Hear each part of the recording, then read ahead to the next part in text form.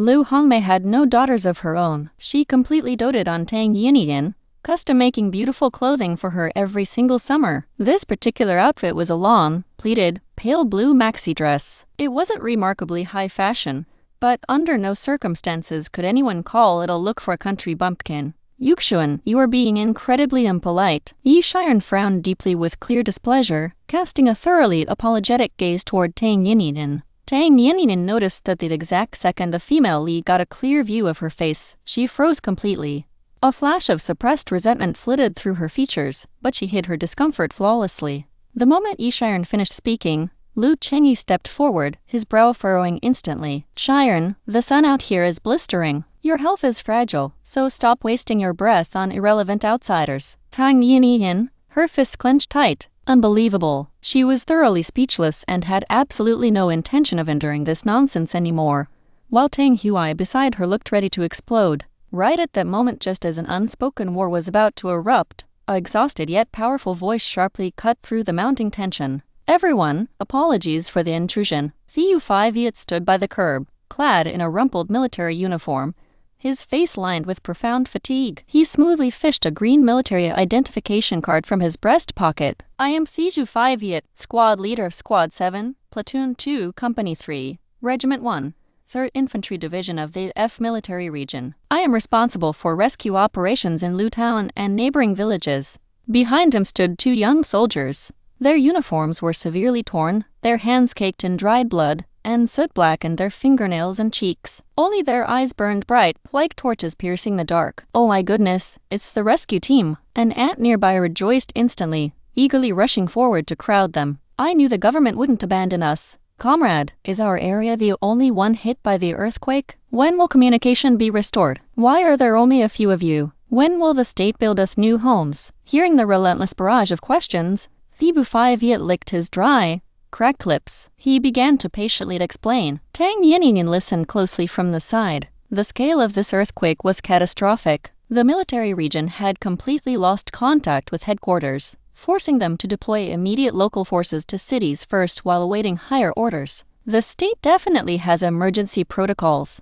Please don't panic, Thieu 5 Viet reassured the crowd. Military communications were undoubtedly being repaired first, while civilian networks would take much longer. If this were a localized disaster, relief supplies would arrive instantly. However, the reality was grim. The apocalyptic dream that had tormented him for 3 consecutive nights had forced him to risk a severe reprimand from his commander just to report up the chain of command. Thieu 5 Viet's heart grew heavier. Thinking of the utter devastation he witnessed along the road, he silently wished his frantic reports hadn't triggered an emergency drill for the entire military region, making their smooth evasion of casualties seem like a fluke. Though he earned a first-class merit and kept the base safe, he couldn't smile. In that dream, this was a global earthquake. The golden 72-hour rescue window was ticking away. Last night's aftershocks combined with the torrential downpour made rescue operations a living nightmare. 80% of the high-rise structures in Lu Town had collapsed. The rescue force assigned to the entire town consisted of a mere half-regiment, about 500 to 600 men. Because supplies were dangerously low, heavy cranes and excavators were strictly prioritized for hospitals and schools. Mobile rescue units like theirs had to dig through the rubble with bare, bleeding hands once their gloves tore to shreds. Tragically, the villagers' mental state had completely shattered. Keeping their sanity and not hindering the soldiers was already a miracle. Many screamed, angrily demanding why the state provided no early warning system and why rescue arrived so late. Calming the hysterical masses was far harder than the actual physical excavation. Have some water. Tang Yinyin noticed the dark circles bruising Thieu 5 Viet's eyes. Seeing the 2 ragged soldiers patiently handling the aggressive crowd, she pulled 2 bottles of mineral water from her bag and held them out. Thank you. Thieu 5 Viet offered his gratitude, but firmly shook his head. With utilities completely cut, water was an absolute luxury. They could not accept it. Why are you giving them water? If it weren't for their utter incompetence, why would my parents be dead?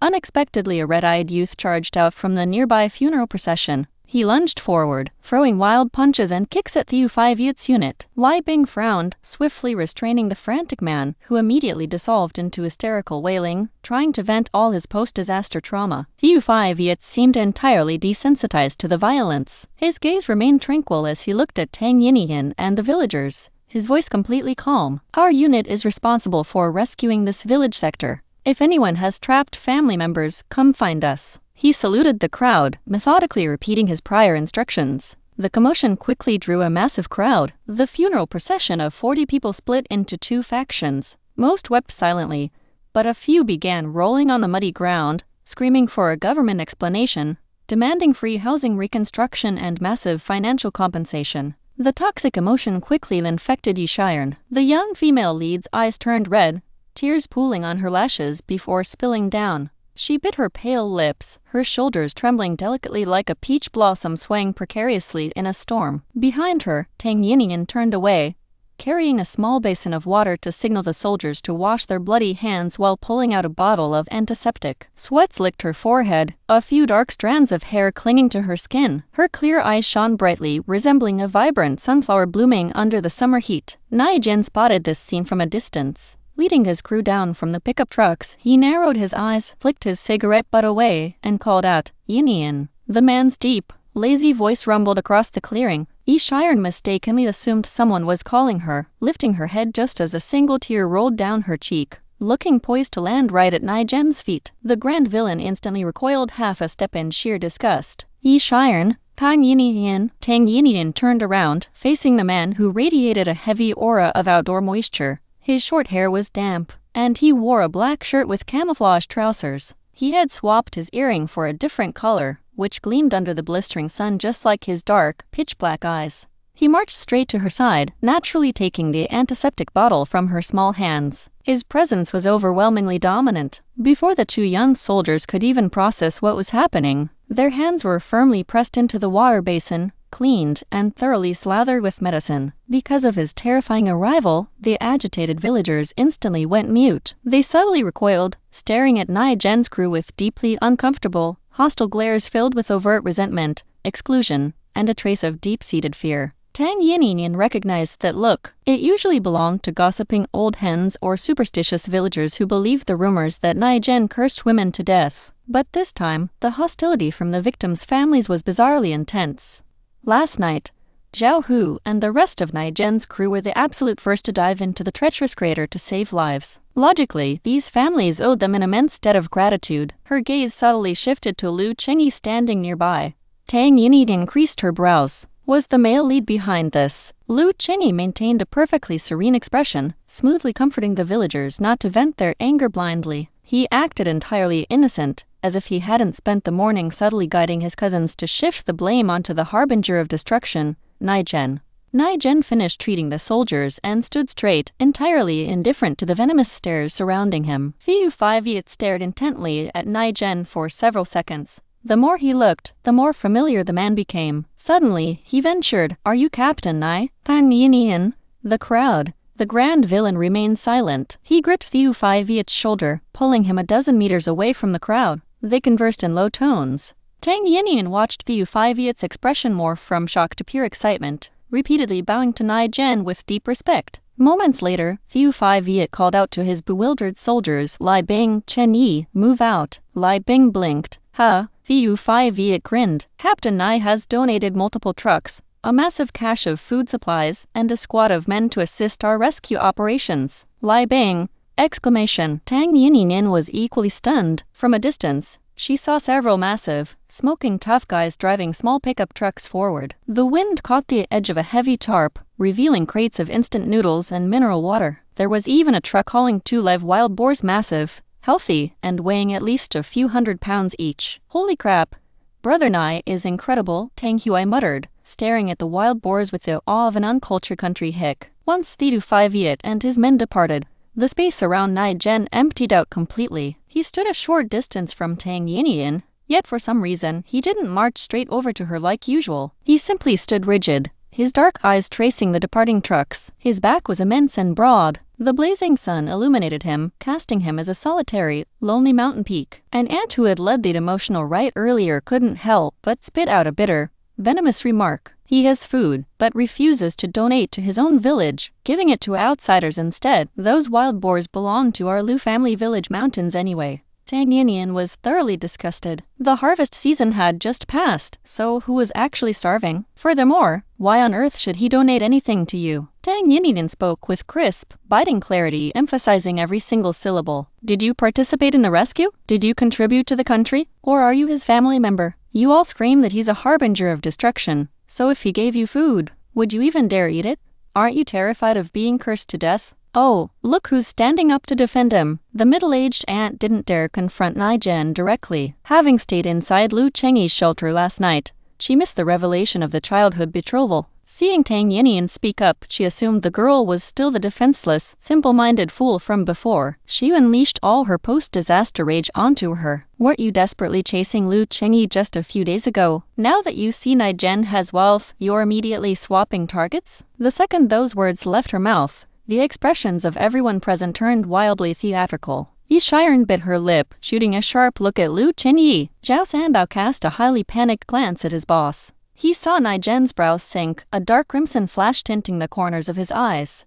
Dangerous. Was the boss about to commit murder in broad daylight? That was highly illegal. Zhao Sanbao braced for the absolute worst-case scenario. However, the small human who had kept their boss restless and lovesick all night took a definitive step forward. Her cheeks flushed a delicate pink. Tang Yinyin declared, "I am his fiancé." The second the words escaped her lips, Tang Yinyin felt a sudden wave of sharp regret. The surrounding crowd stared at her with expressions ranging from absolute bewilderment to profound shock. Zhao Sanbao's mouth dropped, so wide it could easily swallow a whole chicken egg. Embarrassed, she tightly squeezed her small hands together, casting a covert glance at Nie Gen. The man kept his head slightly lowered. Strands of dark hair caught the sunlight, obscuring his deep, unfathomable eyes. The heavy shadow stretching across his eyelids made it impossible to read his expression, but she could tell he was intensely tense. His jawline was locked tight, his thin lips pressed into a hard line. His powerful shoulders were rigid, and the fists hanging at his sides were clenched so fiercely that thick blue veins bulged across his skin. He looked like a wild leopard holding back a massive, feral impulse. Did he think she was being completely presumptuous?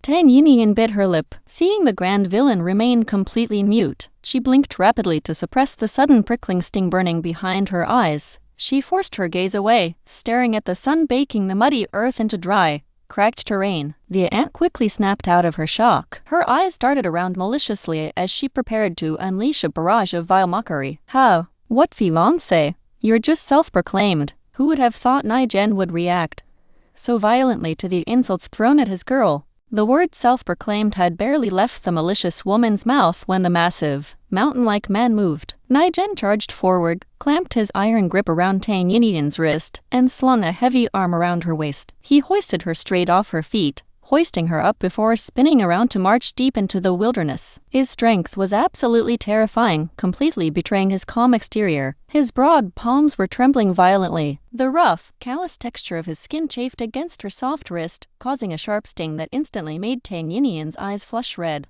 Tang Huai went utterly ballistic at the sight. "Hey, where the hell do you think you're taking my little sister?" Zhao Sanbao couldn't watch this quietly either, roaring out, "Boss!" A certain furry beast was clearly so ecstatic last night that he couldn't sleep a wink, so why was he acting so incredibly ferocious right now? With his messy bang shielding his eyes, Nie Gen didn't even turn around, leaving behind a single, blunt phrase, "Dating." Tang Yinyin, Tang Huai / Xiao Sanbao / the crowd. "Don't you dare carry her into that forest. I absolutely object." Tang Hui immediately deduced Nie Gen's destination, utilizing his crude crutch to frantically give chase. But no matter how fiercely he bellowed, the grand villain acted completely deaf. He clutched the small human securely against his chest, sprinting entirely out of everyone's line of sight and diving straight into a dense bamboo grove opposite the village entrance. The crisp rustle of bamboo leaves echoed beneath his heavy boots. Tang Yinyin couldn't help but call out softly, "Brother Nie Gen." Her gentle voice echoed through the desolate, bamboo grove, acting like a sudden jolt of electricity that shot straight down Nie Gen's spine. His entire frame shuddered. The grand villain abruptly halted his steps, yet he had absolutely zero intention of releasing her. His iron clamp arms only tightened,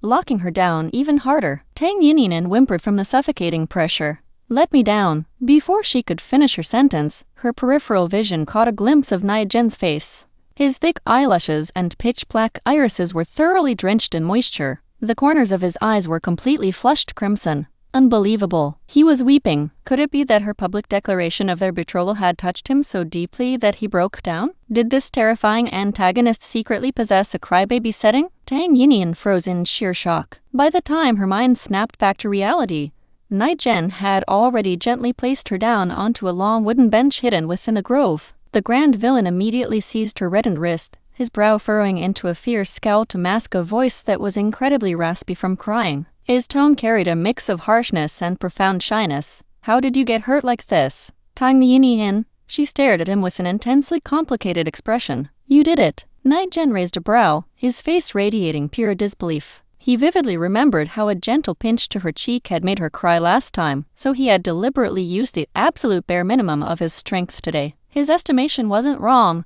but her body had become infinitely more sensitive over the past 2 days. Her porcelain skin bruised the second anyone touched it. Tang Yinyin endured the lingering ache, her eyes pooling with tears. "Fine, you didn't do a thing. I squeezed my own wrist until it turned red." Nie Gen. He dropped to one knee on the damp earth. His massive hand carefully cradled Tang Yinyin's arm, his intense gaze locking onto her wrist. 5 distinct finger marks were printed clearly onto the white skin, swollen, red, and darkening into a faint purple bruise. His brow furrowed tighter. Unexpectedly, Nie Gen leaned his head down, pressing his lips directly against the injury. His hot breath fanned against her skin. Tang Yinyin's eyes widened in sheer shock, and before she could even process the action, a wet, soothing sensation washed over the stinging burn. Nie Gen was methodically licking her bruised wrist. Tang Yinyin could actually feel the sharp edge of his non-human fangs grazing her skin, sending strange, uncontrollable shivers straight through her body. Her face erupted into a brilliant crimson flare. Meanwhile, System R21 began broadcasting real-time data directly inside her brain. Yinyin, Nie Gen's favorability points are surging again. It's rising incredibly steadily, ticking up by 100 points every single second. Is it because he's licking you once per second? Tang Yinyin. For the very first time,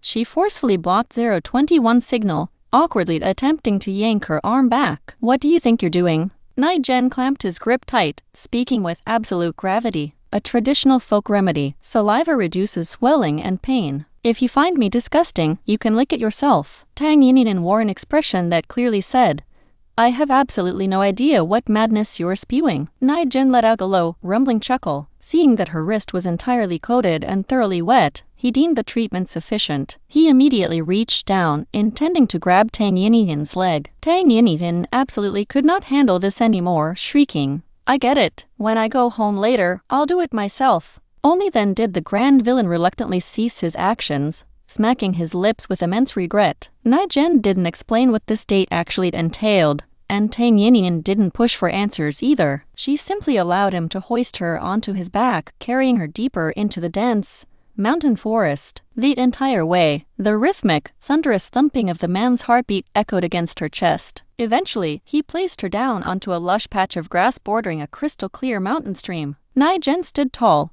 his massive frame effectively blocking out the blistering sunlight. He fished 2 intricately woven rings made of green foxtail grass from his pocket. His fingers trembled slightly as he slid the smaller ring onto her left ring finger. Then, without a shred of hesitation, he jammed the significantly larger ring onto his own left ring finger. Tang Yinyin lifted her hand, admiring the delicate, vibrant green band she was intensely curious about when he had even found the time to weave these. They had been inseparable, and this bamboo grove lacked foxtail grass entirely. Furthermore, the material felt far too smooth, radiating a soothing, cooling energy that instantly quieted her mind. Seeing her stare in absolute silence, Nie Gen's eyelids twitched. He lowered his brows, a trace of dangerous, feral energy flickering in his gaze. "Are you regretting it?" Tang Yinyin. "Regretting what?" Nie Gen balled his hands into fists, letting out a tense cough. His face was burning hot, his heart hammering like a war drum. "Regretting marrying me." Tang Yinyin. The meaning of his words slowly registered,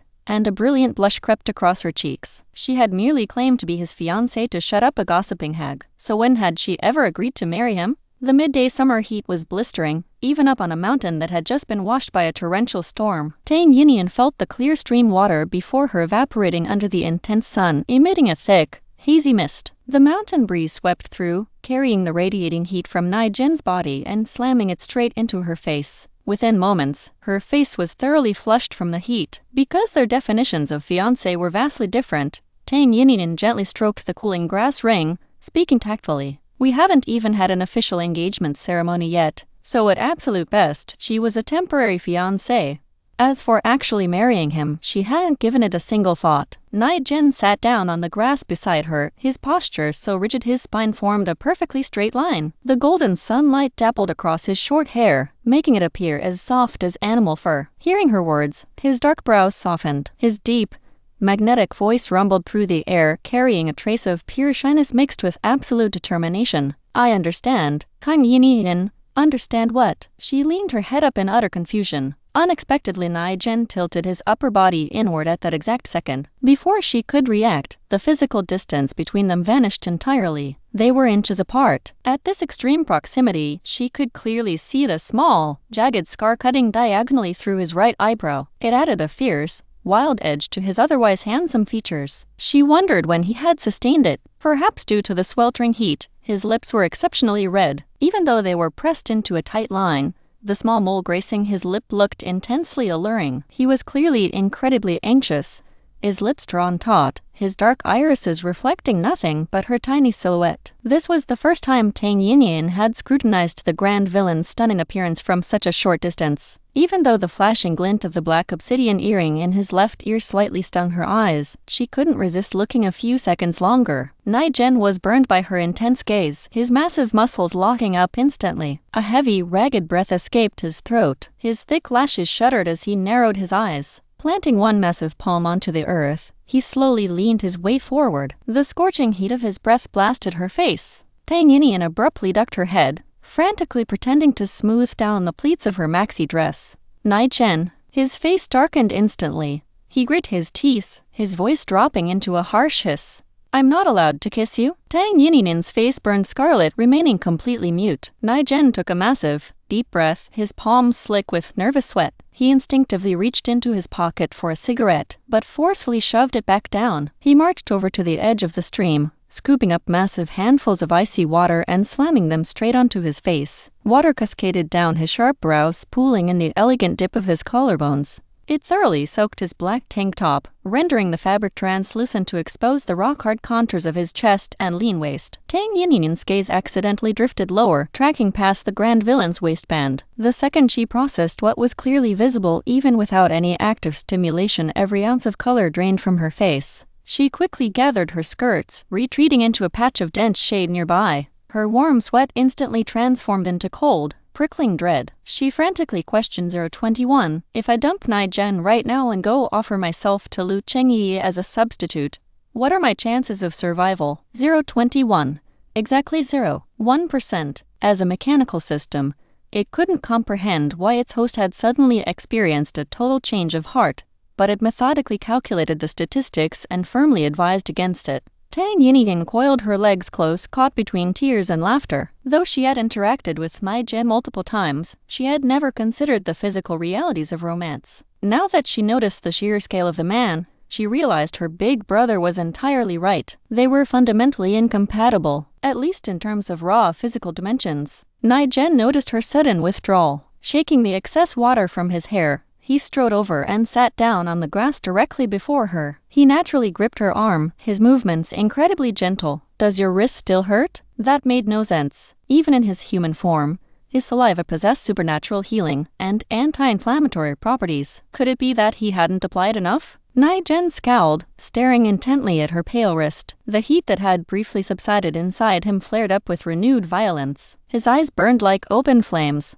Recognizing the danger, Tang Yinyin frantically changed the subject. "My hand doesn't hurt. It's just a bit hot out here." The grand villain stared at her, enduring a fierce internal war before abruptly standing up. "Wait here." He vanished into the brush for 2 minutes. When he returned, he carried a massive, deep green lotus leaf, cradling a pool of fresh stream water. The leaf, easily 1/2 meter in diameter, was folded into a makeshift bowl. Floating inside the water was a vibrant pink lotus flower, the latest tragic victim of the grand villain, plucked ruthlessly before it could even bloom. Nie Gen wetted his broad palms, pressing them gently against her forehead and cheeks. His rough fingertips remained burning hot despite the icy water.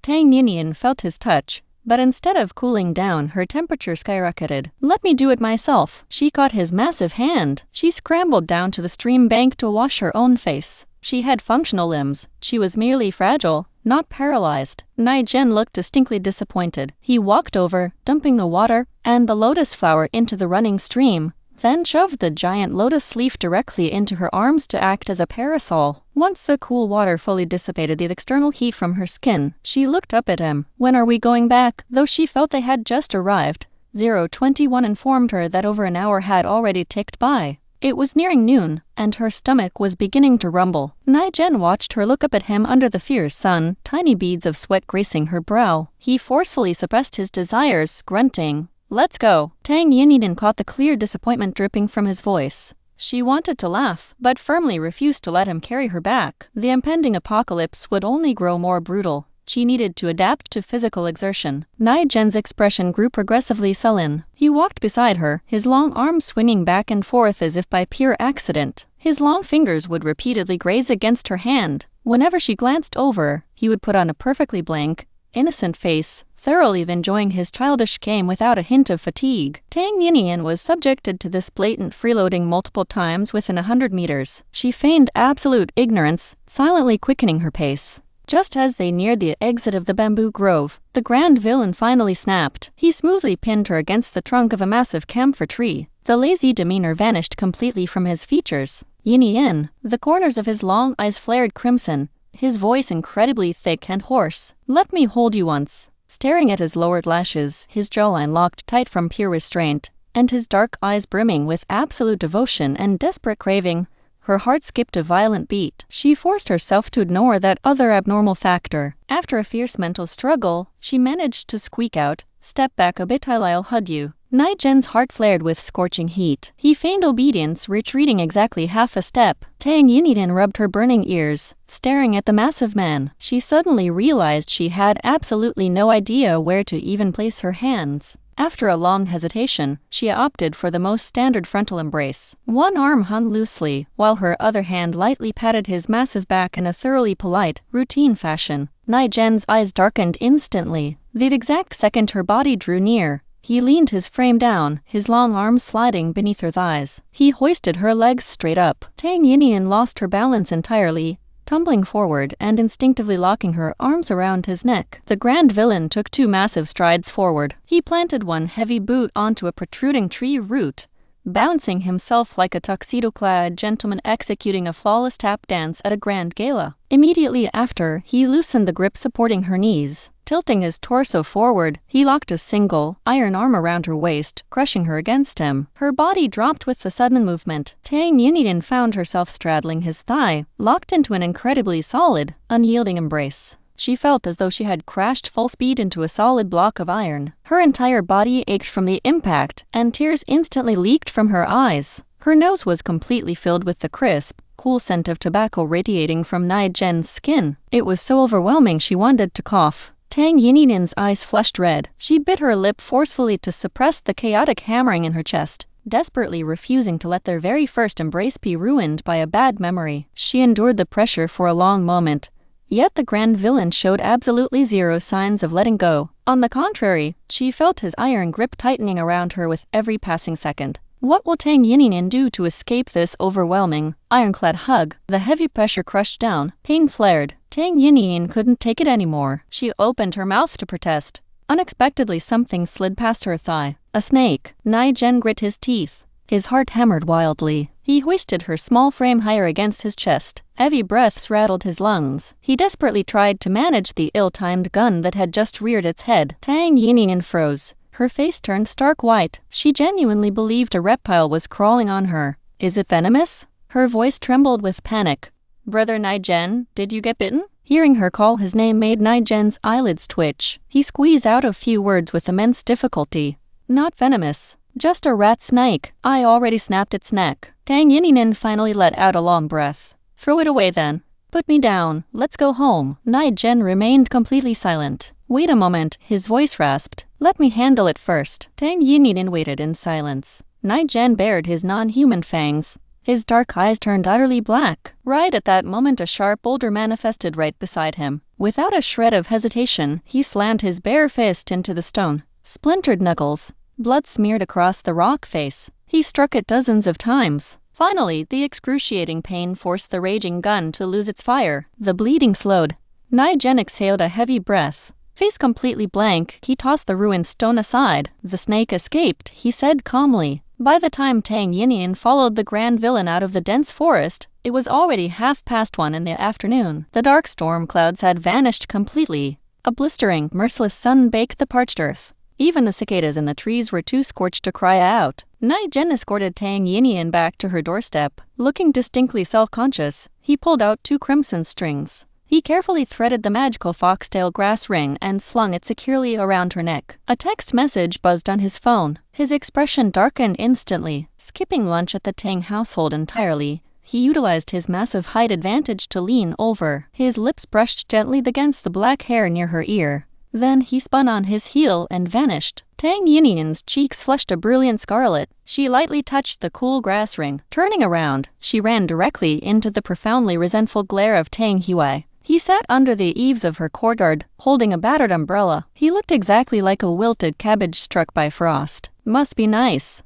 I'm about to get a brother-in-law, Tang Huai said, his tone dripping with heavy sarcasm. A brother-in-law who never went to school. A guy whose entire career consists of hunting, digging bamboo shoots, and collecting garbage. Tang Yinyin stood mute. She knew her second brother was thoroughly triggered. Still, she felt a sudden urge to defend the grand villain. He's an incredibly skilled hunter. Right, Tang Huai sneered. He can capture a multi-100-pound wild boar alive. How many pounds of flesh do you think you have for him to butcher? Tang Huai threw all caution to the wind. Do you even know what the locals secretly call him? Tang Yinyin's curiosity flared. What? In the past, she had been a total couch potato, staying indoors whenever possible. She never had the time or energy to gossip, leaving her completely clueless about the village rumors surrounding Nie Gen. Tang Huai clicked his tongue twice. His face mixed bitter jealousy with absolute resignation. Nie Gen, Tang Yinyin. She absolutely did not want to know the context behind that name. Following the massive earthquake from the previous night, a heavy, suffocating atmosphere hung over the village. The mood plummeted further when Xiao Fei returned with grim news. The surrounding towns and cities had also been devastated. Very few residents stayed behind to farm. The vast majority had family members working or studying out in the city. The Tang family was incredibly lucky.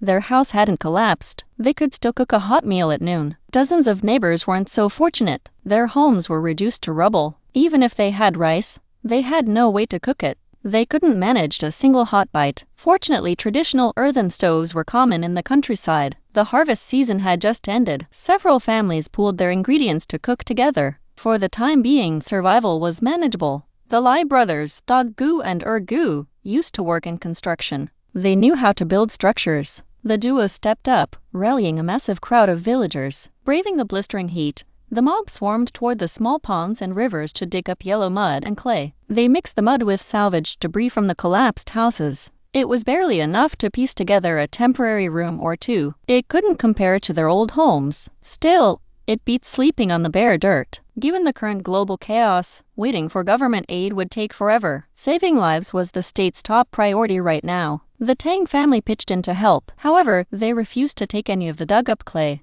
Their house was intact. Resources were tight. It was only right to let the homeless villagers have priority. Tang Yinyin reached into her space storage, pulling out a massive bag of mung beans. She used her pure Lin Tuy letter 1EC1N spring water to brew a giant pot of cooling mung bean soup. Setting aside a portion for Nie Gen, she distributed the rest to the exhausted laborers and nearby neighbors. The villagers spent the entire afternoon sweating. Now, they sat in the courtyard, gulping down the icy soup. Every single face was clouded with worry. It rained cats and dogs yesterday. How is it this dry today? Lai let out a heavy sigh, draining half his bowl in one go. Damn it. It's almost 5 in the evening, but the sun feels like high noon. Tang Yinyin looked up at the blinding orb in the sky. It felt subtly larger. A dark, ominous premonition seized her heart. She quickly checked her pocket dimension. Sure enough, the once placid Lin Tuy letter 1EC1N spring water was reacting. Thick layers of heavy water vapor were gathering in the airspace above it, creating an oppressive, suffocating atmosphere. She remembered the plot structure of the face-slapping novel clearly.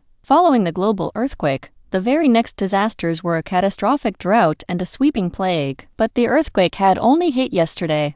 If a brutal drought was already accelerating today, leading straight into an era of starvation, Water scarcity and medical shortages. Was the apocalypse even going to give humanity a single chance to breathe? The thought left her deeply shaken. Her anxiety peaked at 7 in the evening. The sun was only half submerged on the horizon. Yet, the thermometer stubbornly read 30 degrees C. At this rate, total darkness wouldn't hit until 9. If these extreme temperatures persisted for a fortnight, the ponds and streams would dry up completely. Vegetation would wither instantly. Healthy adults could barely tolerate this heat. It would be fatal for the injured survivors waiting for rescue. A harsher climate meant the golden window for rescue operations would shrink drastically. Countless more would perish. Tang Yinyin endured the crushing weight of her thoughts until 9 in the evening. Suddenly, System 021 spoke. Yinyin, military communications have been restored. She snapped awake. She immediately spent 10 system points to purchase the latest intel from the system, skimming through the data rapidly.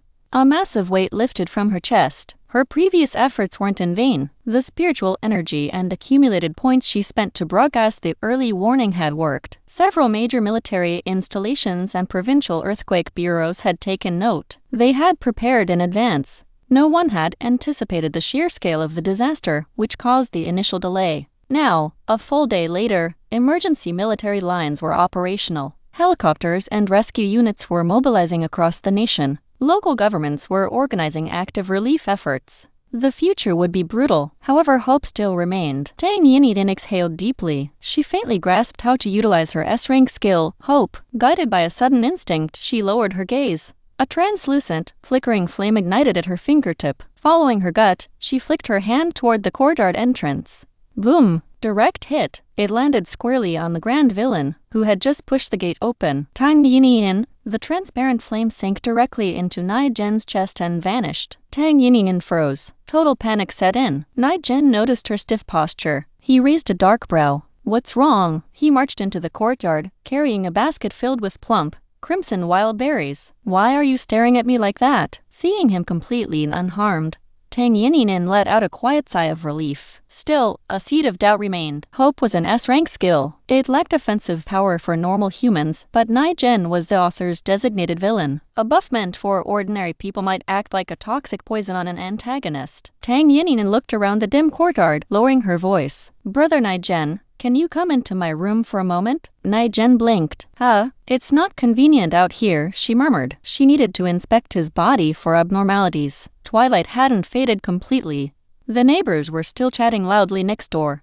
Anyone could walk in at any second. Nie Gen remained silent. He lifted his eyelids slightly. Her crystal-clear eyes reflected the flickering candlelight of the courtyard, dazzling and intensely alluring. A blue vein throbbed on his temple. Nie Gen forced a neutral expression. Sure. He casually dropped the fruit basket onto a side table, walking over to the water basin to wash his hands. Sensing his own reaction was slightly embarrassing, he scooped an extra bucket of icy well water. He shattered the moon's reflection in the basin, splashing the cold droplets right between his brows to cool his racing thoughts. Tang Yinyin stood by the doorframe. Watching this bizarre, unhinged sequence of actions, her anxiety skyrocketed. Did the hope skill just fry the grand villain's brain cells? Fortunately, Nie Gen had no idea what she was thinking. He took a massive breath, following her straight into the bedroom. Step inside, Tang Yinyin whispered, carrying a lone candle from the living room. She shut the bedroom door tightly, locking the windows and pulling the heavy curtain shut. Nie Gen's heart went completely wild. The tension in the room turned suffocating. Her bedroom was tiny,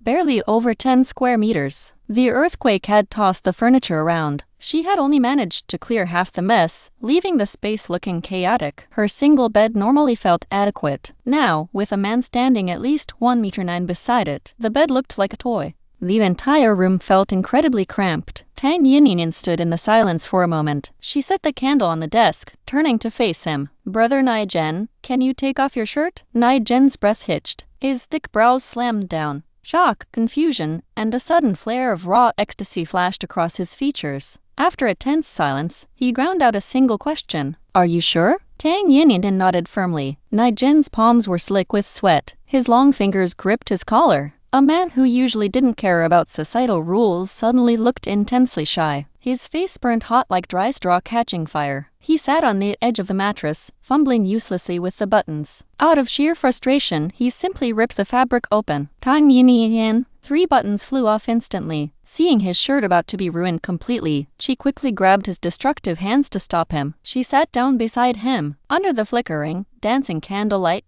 his rock-hard, wheat-colored chest came into view. It was covered in a network of brutal scars. The marks cut deep across his left shoulder, trailing down his torso and disappearing beneath his waistband. Some looked like old blade slashes.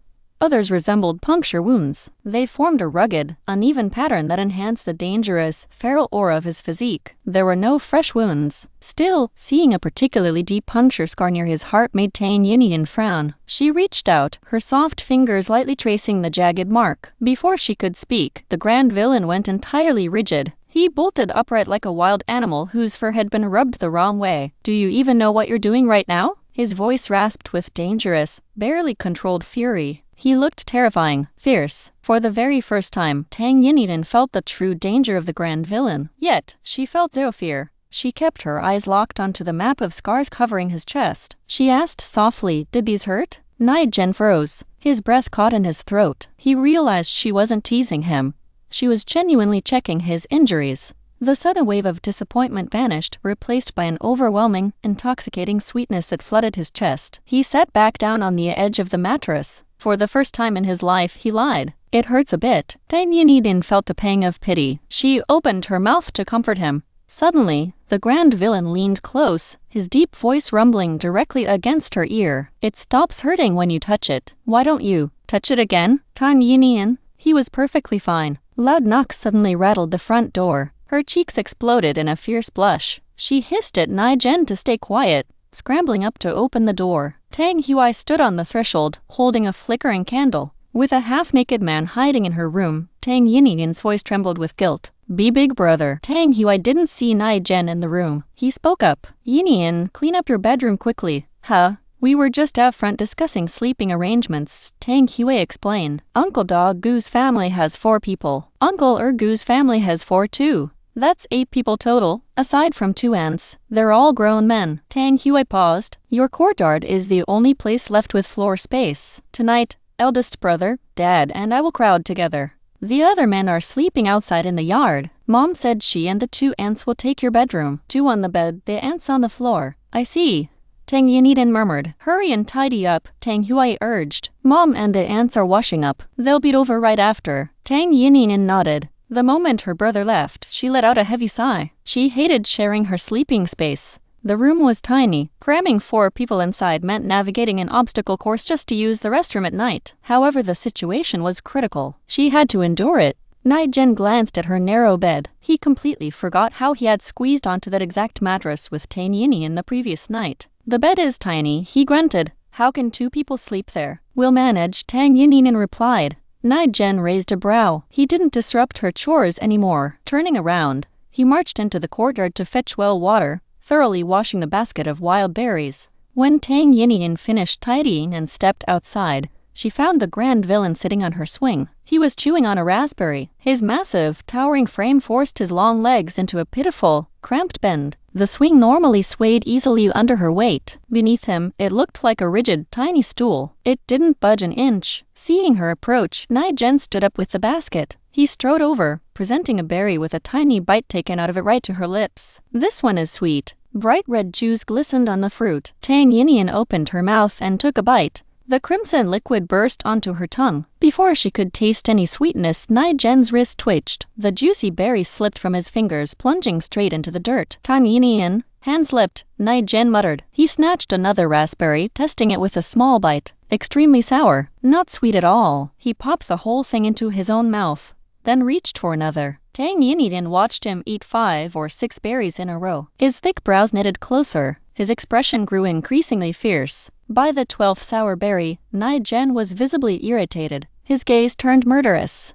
Amused, Tang Yinyin plucked a raspberry from the basket. Mimicking his routine, she took a tiny test bite. Fragrant, sweet juice flooded her taste buds. This one was perfectly ripe. She lifted the half-bitten fruit, offering it to his lips. "Brother Nie Gen, this one is sweet." Nie Gen's mouth was coated in sour bitterness. Hearing the little girl's soft voice, he looked down. The sun had fully set. The moon was just emerging. The sky occupied that strange twilight zone between day and night. A gentle evening breeze rustled the leaves. The candlelight flickered. Near the haystack beside the swing, 2 fireflies drifted past. Tang Yinyin's dark hair and skirt hem fluttered softly. A smear of crimson berry juice stained her pale lips. Nie Gen's throat tightened. Under a total spell, he leaned down and took the berry from her fingers. Sharp fangs crushed the pulp. His thumb pressed against her lips, smearing the red juice. Tang Yinyin felt a strange tension building. She looked down to grab another fruit. Unexpectedly, her waist tightened. She was pulled directly behind the large camphor tree. Before she could process the movement, a rough, sticky sensation pressed against her mouth. The dangerous grand villain narrowed his eyes. His thumb traced her lip line with unhurried pressure. It wasn't painful, but it made her highly uncomfortable. The moonlight stretched his shadow across the wall. It wavered wildly. It almost looked like multiple branching tails. His non-human entity aura flared, suffocatingly intense. Red juice dripped from his thin lips, sliding down his chin and rolling over his shifting atoms apple-like rich, pure wine. The corners of Nie Gen's eyes burned crimson. The pressure was overwhelming. Tang Yinyin sensed trouble. She launched a preemptive strike. Pressing her hand against his rigid arm, she met his dark stare. She leaned up, lightly pressing her lips against his fingers. "We kissed today," she breathed. "Tomorrow we kiss again." A sudden numbness shot down Nie Gen's spine. He opened his mouth to speak. Right at that moment, shuffling footsteps echoed from the outer yard. Tang Yinyin felt his scorching breath brush her neck. The next second, she hit a solid wall of iron as he crushed her into a brief, fierce embrace. Ouch! Her eyes watered from the force of the impact. Nie Gen reluctantly released her. With fluid, agile movements, he scaled the courtyard wall and vanished. She crouched on the dirt, rubbing her sore chest for a long time. Only when her family called from outside did she drag her feet out of the shadows. Lu Linyu noticed the stains on her skirt and collar. She frowned. "You just bathed. How did your clothes get so messy and dirty?" Tang Yinyin thought of a culprit. She didn't dare confess. "I'll wash them later, Mom." Before Lu Linyu could scold further, the 2 aunts intervened. "Oh, Linyu, it's just a shirt. Don't yell at the girl." Lu Jingdui smiled warmly. "Yinyin, I'll wash it for you later." Tang Yinyin smiled politely, knowing it was just small talk. Beside them, Lu Hanmai sighed with genuine regret. "If the earthquake hadn't hit, I would have made you several new dresses this year. I already picked the patterns." Tang Yinyin knew Lu Hanmai truly cared for her. "I love the dresses you made before, Aunt Hanmai. Everyone praises them." "What a sweet mouth." Lu Hanmai gazed at her. Long hair framing rosy cheeks, bright eyes, wearing a custom dress. She looked like a delicate porcelain doll. Lu Hanmei couldn't resist. "Yinyin, my 2 boys are sleeping in the yard tonight. Take a good look at them. If you like either, don't be shy. Tell me, and I'll arrange it immediately." "Forget it," Lu Jingdui interjected, waving a hand. She smelled strongly of soap. "Forget it. Our boys grew up with Yinyin. If spark existed, it would have happened years ago." Lu Linyu agreed. "Exactly. Let the kids decide their own futures." She knew Lu Hanmai meant well, but her eldest, Lai Kayan, had dropped out early to work and only returned recently. His temper was unpredictable. The younger one, Lai Yi, was an immature brat chasing a girl from the next village. He wasn't a match for Tang Yinyin. They didn't like each other before, but who knows about now? Lu Hanmei grumbled. Tang Yinyin saw her mother's face darkening. She decided to cut the conversation short. "Aunt Hanmei, I already have someone I like." Lu Hanmei gasped. "Who? Is it Lu Chengyi?" Everyone knew Tang Yinyin had chased Lu Chengyi blindly before. The breakup was messy. Just this morning, Lu Chengyi had paraded 2 city girls into the village, claiming the older one was his girlfriend. Lu Hanmei had seen her. Pretty, but clearly spoiled. She didn't approve. "No," Tang Yinyin shook her head. She smiled openly at the group. "I was foolish and immature back then. My head wasn't clear. I don't know why I chased Lu Chengyi and did so many ridiculous things. I made a fool of myself." Since she hadn't formally introduced Nie Gen to her parents, she kept his name quiet. Still, the message was clear. The aunts dropped the subject. Lu Jingdui's eyes darted around, calculating. Mother Tang felt immensely relieved. She had noticed a shift in Tang Yinyin recently. It was subtle, but the girl was no longer passive or dense. Before, she was a sweet but worrying simpleton. Now, a sharp intelligence flickered between her brows. Perhaps the shock of the breakup had unlocked her mind, just like the doctor suggested. It was a beautiful change. With the matchmaking squashed, the women didn't stay outside to feed the mosquitoes. They lit mosquito coils and retreated indoors to sleep. Lu Lingyu finished setting up the bedding. She stepped outside for water. Unexpectedly, Grandma Tang's gentle voice drifted from the adjacent courtyard. "Little Nai, why are you here so late? Thank you for sending men to clear the yard this afternoon." "Oh, you're here for Yinyin? I think she's asleep." "What? You have an electric fan over there?" Lu Lingyu's brows slammed together. She slammed her water cup onto the table, glared at Tang Yinyin, and marched toward the door. "Get some rest early." From the distance, Tang Yinyin heard her mother's forced, overly polite laughter. "Well, look who it is.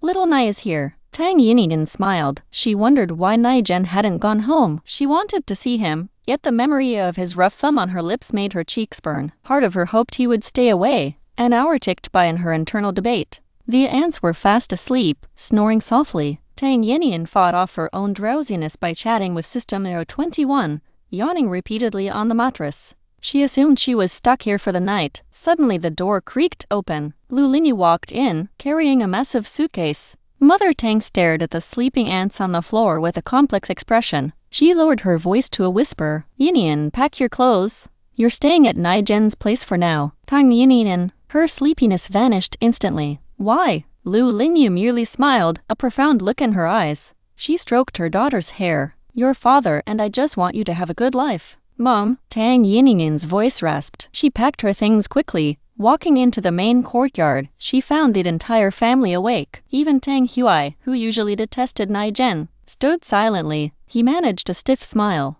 "Go on." This was bizarre. She questioned her system. "Did Nie Gen threaten my family?" It seemed unlikely, but the sudden behavioral shift was alarming. System 021 deducted 10 system points. "No. He just came to propose marriage." Tang Yinyin froze. "Can we check what he said?" 021 searched for 2 seconds. "Information involves the core truth of this world. Cannot disclose." "Then I'll ask my family directly." "They won't be able to speak it," 021 warned. "Unless Nie Gen tells you himself." Tang Yinyin, her curiosity burned. Lu Lingyu urged her to hurry. Tang Yinyin grabbed her suitcase.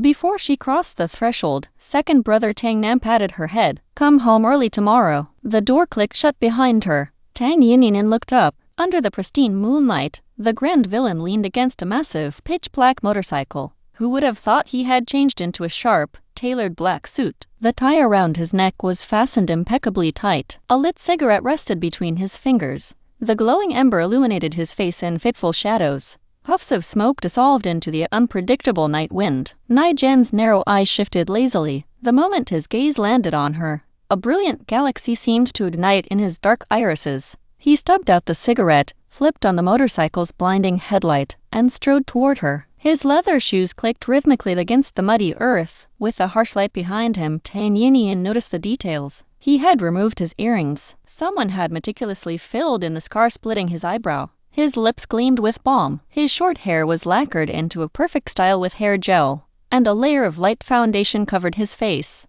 The cosmetics suppressed his usual wild, untamed edge, creating an intense, jarring contrast. He looked like an intellectual rogue. One look at those dark brows, and the words "beast" in a suit practically wrote themselves across his forehead. The lingering melancholy in Tang Yinyin's heart vanished instantly. Her eyes swept over his handsome, overly pale face, then traveled down to his neck. His natural, deep wheat skin tone stopped abruptly at the jawline, separated from his face like a stark border. She nearly choked. Whoever applied that makeup didn't blend it down to his neck. Unbelievable. She desperately wanted to laugh. Fearing she would ruin his dignity, she bit her inner cheek, her face turning crimson from the sheer effort of holding it in. Nie Gen had clearly never worn makeup before. He completely missed the mistake. Seeing her face turn bright red, he assumed his dapper appearance had made her shy. A wicked, dangerous smile spread across his face. "If you like it, I'll dress like this every single day." Tang Yinyin couldn't hold it back anymore. A cough burst from her throat to hide her laughter. Who did your makeup, brother Nie Gen?" "Zhao Huo." Nie Gen tugged at his tie. The restrictive fabric felt like a leash. He hated it. Amused, Tang Yinyin's eyes curved into crescent moons. "It looks wonderful." Never let him do it again. Unbelievable. Nie Gen didn't suspect a thing. He took the bucket from Tang Yinyin's hands, pulled 2 thick ropes from beneath the motorcycle seat, and securely lashed the container directly onto her passenger spot. Tang Yinyin stared at the seat. "You tied the bucket there? Where do I sit?" "Sit in front," Nie Gen grunted. "In front?" Tang Yinyin glanced at the narrow gap near the handlebars. It looked impossibly tight. She mimicked his earlier complaint about her bed. The space is tiny. How can 2 people fit? The grand villain let out a low chuckle. We'll manage. Ultimately, Nie Gen didn't make her suffer. He shoved the bucket forward instead, letting Tang Yinyin take the backseat before roaring toward the base of North Mountain. The Tang household sat at the southern edge of the village. Nie Gen lived at the absolute northern tip. The distance was substantial. Debris and jagged rocks littered the dirt roads, forcing the motorcycle to crawl at a snail's pace. The relentless disasters of the past 2 days had left everyone utterly exhausted. Many villagers still hadn't slept. They huddled in small groups over flickering candles, murmuring quietly. Hearing the roar of the motorcycle engine, no one bothered to gossip. They merely cast weary glances into the dark. The bike cruised past the dense housing in the south, traversed the central plaza, and bypassed acres of cornfields and paddy fields to reach the west side. Lu Chenyi's house sat right in this sector. Before the earthquake, the west side was a dismal place to live. It bordered a creepy pine forest near North Mountain, isolated from the rest of the village by vast fields. Scattered graves dotted the landscape. Streetlights were non-existent. At night, you literally couldn't see your own hand. Wild weasels and stray dogs constantly prowled the shadows. Terrifying. However, the post-earthquake landscape changed everything. The west side miraculously escaped the tremors without a single fissure. This untouched paradise instantly became a prime target. Villagers secretly schemed, fishing for a chance to build next to Lu Chenyi. Houses in the south were reduced to rubble. Clearing the debris by hand was an impossible nightmare. It made more sense to use salvaged bricks and mud to erect quick structures on this vacant, safe ground while waiting for government relocation homes. Lu Chenyi knew exactly what they were plotting. He had zero intention of sharing this land. Memories of his past life surged. After the catastrophic earthquake, the government was caught completely unprepared. Relief efforts faced massive hurdles. The authorities had no time to manage this remote village. Urban survivors ran out of food and medicine, fleeing to rural areas in droves. This specific plot nestled against the forest and flanking the river would become priceless. Once the famine struck, residents could forage the mountains for survival. City folks would be reduced to chewing rusted iron. This land was his stepping stone to conquer the world. He possessed firearms. He possessed past life experience. His metal-type awakened abilities had already reached level 1. Give him a little more time, and his earth-type superpowers would manifest too. He could easily fortify this territory before the plague erupted. Using the vast supplies stored inside his pocket dimension, he would recruit elite talents, building an impregnable fortress. Those who obeyed him would thrive. Those who resisted would perish. Even the mountain plot currently occupied by Nie Gen would eventually belong to him. His ambition flared. Lu Chenyi looked up at the moon, already tasting absolute power. The night wind felt perfect. Magnificent. Brother Chenyi. A lively voice broke his reverie. Lu Chenyi turned around, a smooth smile plastered on his face. Yuxuan, what's wrong? Yi Yuxuan was Yi Yuxuan's cousin. When he rescued Yi Shiren this morning, he brought the younger girl along as a bonus. He knew she would eventually awaken a spatial dimension superpower. He kept her close, planning to use her as a convenient shield to hide his own Lin Tu while at 1EC1 and Springwater space storage later on. Yi Yuxuan shifted uncomfortably. My sister and I need to use the restroom. She was only the 9th grade graduate. Discussing bathroom needs with a handsome, grown man made her cheeks burn. Oh, Lu Chenyi blinked. Their house hadn't collapsed, but the water mains had burst. The flush toilets were useless. The dry latrine sat outside, and the girls hadn't used it yet. I'll escort you. Lu Chenyi thoughtfully lit a stick of mugwort incense. It repelled the swarming mosquitoes while masking the foul stench of the latrine. Thank you, Yi Yuxuan muttered, darting back inside. Moments later, Yi Shiren stepped out into the night, clutching a flashlight. She wore a pristine white dress, her face flushed red. She leaned weakly against her cousin, beads of sweat glistening under her eyes. She looked fragile, timid, and utterly dependent. Her voice was a soft whisper. Sorry for the trouble. Lu Chenyi relished this exact dynamic. He loved seeing Yi Shiren forced to rely on him against her will. It felt like plucking a pure white rose from its branch, finally smelling its crisp fragrance up close. Especially since this noble flower, the girl who had rejected his advances in the past, had finally agreed to be his girlfriend due to the disaster. The realization filled him with a potent mix of tenderness and raw, face-slapping satisfaction. Don't worry about it, Shiren. The path is uneven and you're wearing heels. Careful. Lu Chenyi flicked on an electric lantern connected to an external battery. The path lit up. Once Yi Shiren finished her business, Lu Chenyi seized the opportunity to suggest a stroll to clear her mind. Yi Shiren agreed, but her lingering modesty forced her to bring Yuxuan along. The trio walked along the riverbank, flashlights cutting through the dark. The moment they stepped onto the narrow bridge, a blinding beam of light slammed directly into their eyes. A motorcycle roared through the dust, cutting through the silent night like a savage beast. Yishiren froze. She squinted into the glare. A handsome, dangerously wicked face filled her vision. The night wind whipped the man's short black hair across his ears. Feral, unbridled arrogance radiated from his brows. A faint smirk touched his thin lips. A pair of small, snowy hands clutched the fabric of his suit jacket tightly. The girl sitting on the passenger seat shared 3/10 of her own facial features. The towering man had clearly just whispered something intimate. Her cheeks were flushed crimson, her eyes shining with an exasperated, bashful light. Her hair was pinned up. A vibrant green ring woven from foxtail grass hung securely around her neck. Yishiren instinctively averted her gaze.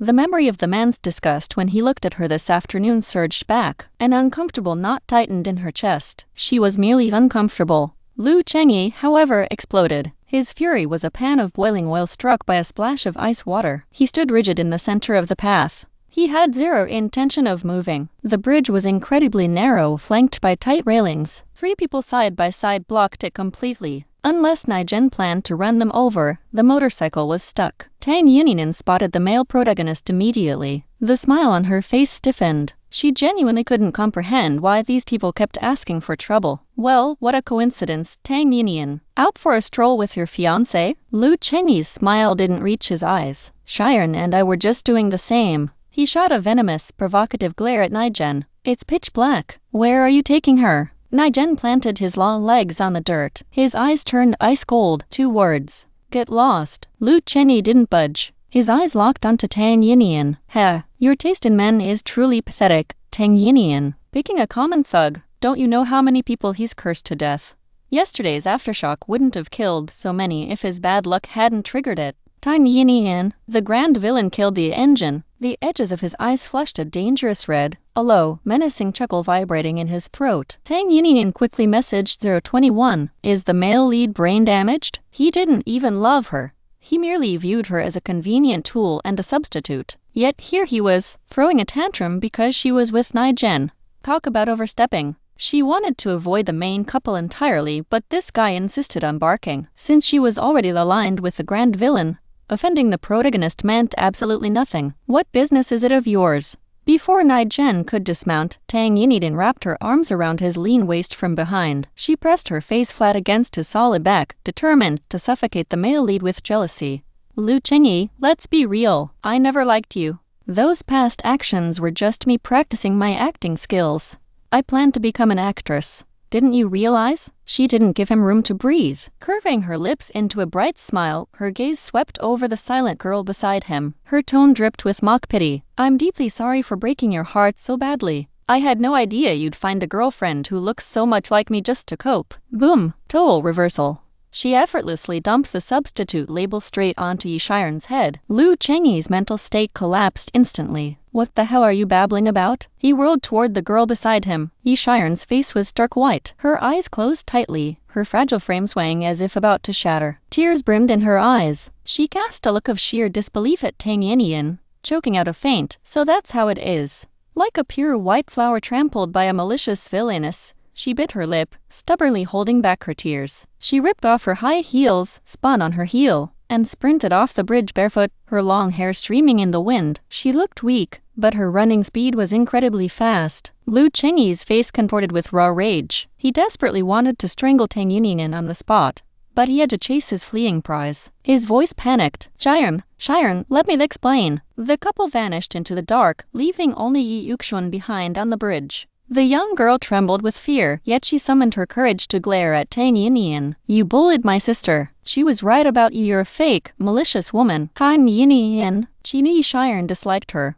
but she hadn't realized the girl was actively brainwashing her younger sister. Since she already had the reputation of a villainess, she might as well play the part. Otherwise, she'd be letting the label go to waste. Tang Yinyin released Nie Gen's waist and sat upright, her dark eyes locked onto the teenager. Suddenly, she gasped in mock horror. Oh my god! Look out! There's a massive bug on your back. Li Yuxuan. By the time they shook off the main characters and reached Nie Gen's property, midnight had arrived. The crude plastic tarp structure that previously occupied his front yard was gone. In its place stood several newly erected wooden cabins. Candlelight flickered through the cracks. Ling Xing and the crew had clearly worked like demons during the day. Nie Gen's main house was pitch black. Not a single light shined. He drove the motorcycle. Nie Gen suppressed his feral instinct to devour the girl beneath him. His breathing was incredibly heavy, his voice thick and strained. "Don't move. I won't hurt you."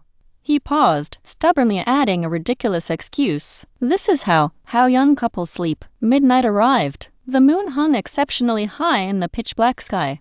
Down at the foot of the mountain, several wooden cabins sat in darkness. Inside, a group of non-human subordinates gathered. Everyone was leaning forward, straining their ears to catch any sounds from the brick house nearby. Silence. Only the faint chirping of crickets and the rustling of leaves broke the night. TRI letter 1EC7U Tambao lost his patience first. He nudged TRI letter 1EC7U H letter 1ED5.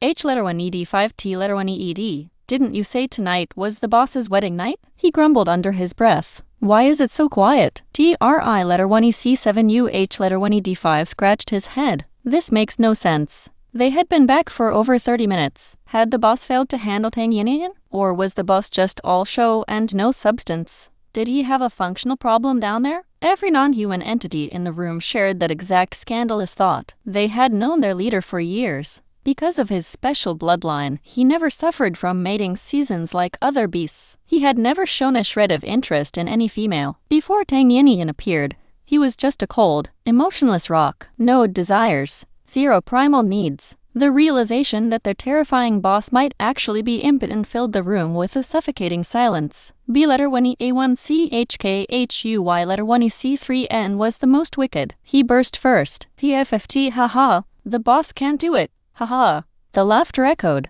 Instantly, everyone whirled around to stare at him with intense, meaningful glares. TI letter 1EC1 and Titch patted his shoulder solemnly. "Thanks, brother. Thanks for laughing first. Thanks for taking the blame." Then TI letter 1EC1 and Titch exploded into wild laughter himself. "Dem, B letter 1E A1CHKHUY letter 1EC3N. You actually dared to say the boss is useless. That's brutal. I thought the boss was a beast, haha." B letter 1E A1CHKHUY letter 1EC3N's smile froze. He realized his fatal mistake. If he didn't fix this before morning, the boss would definitely beat him into a cripple. He panicked, trying to backtrack. Who says he can't? The boss is rock solid. He's definitely fine. Maybe he just has too much respect for human morals and doesn't know how to handle a human girl? No way.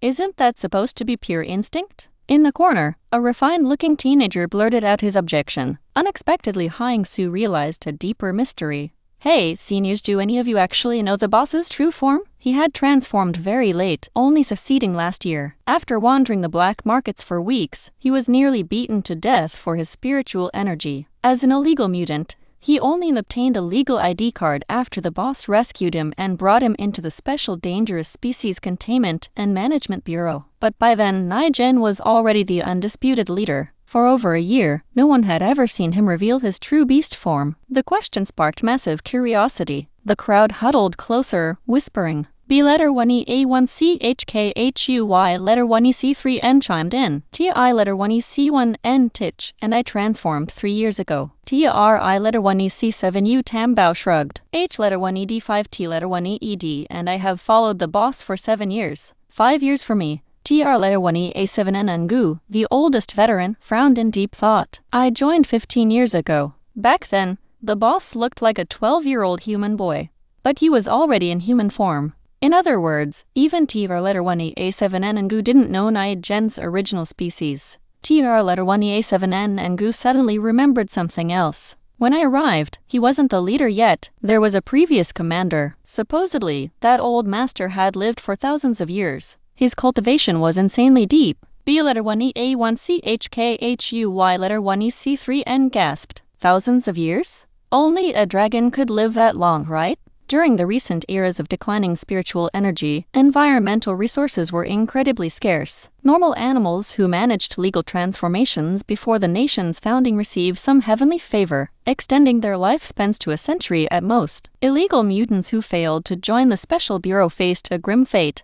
Their energy would rapidly drain. resulting in very short lives. To survive for millennia, that previous leader had to be the pure dragon. I'm not sure. I never saw his true form, TR1A7N Ngu muttered. Less than a month after I joined, the old master committed suicide. Rumor has it he transferred all his spiritual energy to the boss before dying. I don't know if it's true, but his surname was also Nie. TI1EC1 and Titch's eyes widened. Is the boss his son? Is the boss a dragon too? TR1A7N Ngu coughed. Impossible. The old commander was a lifelong bachelor. Besides, who on earth could actually survive laying a dragon egg for a mythical beast like him? B1EA1CHKHUY1EC3 and blinked. Wait, don't dragons usually possess two of, those parts? The boss doesn't seem to have two, right? Right at that moment Lam Hung, who had remained silent in the shadows, uttered a dark, chilling sentence. If the boss actually unleashes his full power, one trunk carries two branches. Everyone, while his subordinates debated his anatomy, Nie Gen stood outside in the courtyard, his face completely black. Holding a flashlight, he accepted his grim reality. He had to wash his face, otherwise no cuddles. He took a deep, frustrated breath and yanked at his tie. His monstrous physical strength flared, snapping. The tie ripped to shreds, taking 3 shirt buttons with it. He desperately tried to salvage the shirt, pulling the fabric together. The tension popped the remaining 2 buttons clean off, completely exposing his fierce, wheat-skinned abs and sculpted obliques. Nie Gen, the expensive suit had survived less than 2 hours. It was officially trash. Nie Gen stripped off the ruined garments and dumped freezing well water over his face. His short hair was dripping wet. Thinking of Tang Yinyin sleeping like a fragrant, soft doll inside, his chest tightened. He pulled out a cigarette. A sharp flick of the lighter ignited a tiny ember reflecting in his dark eyes. After a long silence, he frowned, threw the lighter into the dirt, and went to brush his teeth again. The smooth, powerful lines of his shoulder blades gleamed under the moonlight. Spitting out the toothpaste foam, he looked down. He hadn't even taken off his fancy footwear. The soaked leather shoes left a trail of distinct, muddy prints across the yard. They seemed to mock him, highlighting how ridiculous he looked. Damn it! His heart hammered erratically against his ribs. His thoughts were a tangled, chaotic mess. Grinding his teeth, he cursed under his breath. He was completely, utterly doomed. The bedroom door creaked open. Half asleep, Tang Yinyin felt the mattress sink heavily beside her. A wave of intense, suffocating heat pressed close. Her waist grew heavy. Tang Yinyin opened her eyes blearily. A giant hand, gripping her like a mechanical vice, pulled her firmly against a wall of scorching steel. She weakly twitched her fingers to protest, but her back slammed directly into his chest. His hard, defined muscle groups pressed through her thin nightgown. Tang Yinyin woke up completely. In the darkness, her cheeks burned hot enough to combust. Brother Nie Gen, are you naked? Nie Gen's body temperature had just started to drop. Hearing her soft voice, the heat flared right back up. I'm wearing clothes, he grunted lazily. Pants, just pants. Tang Yinyin, she tried to ignore the proximity, curling herself into a small ball. However, her ankle accidentally brushed against a patch of thick, coarse fur. Confused, she bit her lip, choosing her words carefully. Did you bring Xiao Hui into the bed with us? Nie Gen stiffened. What? Why is it so furry? She asked. Nie Gen. He ground his teeth. The words "that is my leg" hair jammed in his throat. He absolutely could not say it aloud. Tang Yinyin was too exhausted to think straight, truly believing it was the wolf pup. She reached out with her toes to gently pet the soft fur. Her voice dripped with sleepy affection. He's so good. Not making a sound. Did you give him a bath? Nie Gen's eyelids twitched violently from the friction. He squeezed 2 words through his teeth. He's washed. He abruptly released his grip on her waist, turning his back to her, pressing a fist against his thin lips. His breathing turned ragged. He felt his beast ears pushing against his scalp, threatening to pop out. He bit down hard, his entire spine shivering as he fought to suppress his roaring desires. Tang Yinyin didn't suspect a thing. She seized the opportunity to roll outward twice, pressing her back against the cool wall. Before the grand villain could reach for her again, she tightly cocooned herself inside the thin blanket, forming a neat little burrito. The solar panels on Nie Gen's roof provided plenty of power to run the air conditioner. The room was delightfully cool, almost chilly. Drowsiness claimed her. She failed to notice his internal torment. Seeing him remain silent, she reached out in the dark. Finding nothing but empty air, she murmured a sleepy, provocative complaint. If you won't hug me, I'm going to sleep. Her conscious mind was already fading, entirely unaware of the bold words she had just uttered. She closed her eyes. Her shallow breathing quickly became slow and rhythmic. Nie Gen sat in the dark, a volatile mix of embarrassment, frustration, and intense longing swirling in his chest. He felt incredibly wronged, his eyes stinging with tears. Listening to her steady breaths, he occasionally reached out to gently poke her soft cheek. He desperately wanted to kiss her, but remembering her decree banning further kisses today, he could only stare at her form. After torturing himself for over an hour, the terrifying overlord silently wept into his pillow. Tang Yinyin experienced an exceptionally comfortable sleep. When she finally opened her eyes, brilliant sunlight flooded the room. The air conditioner was still humming. Nie Gen was gone. Tang Yinyin sat up, securely locked the door, and changed her clothes. Suddenly she noticed the bedsheets. They were brand new. They looked identical to the previous black sheets, but the subtle embroidered pattern in the corner had changed, and there wasn't a single wrinkle. She had examined them closely, confirmed her theory, and blinked. 021.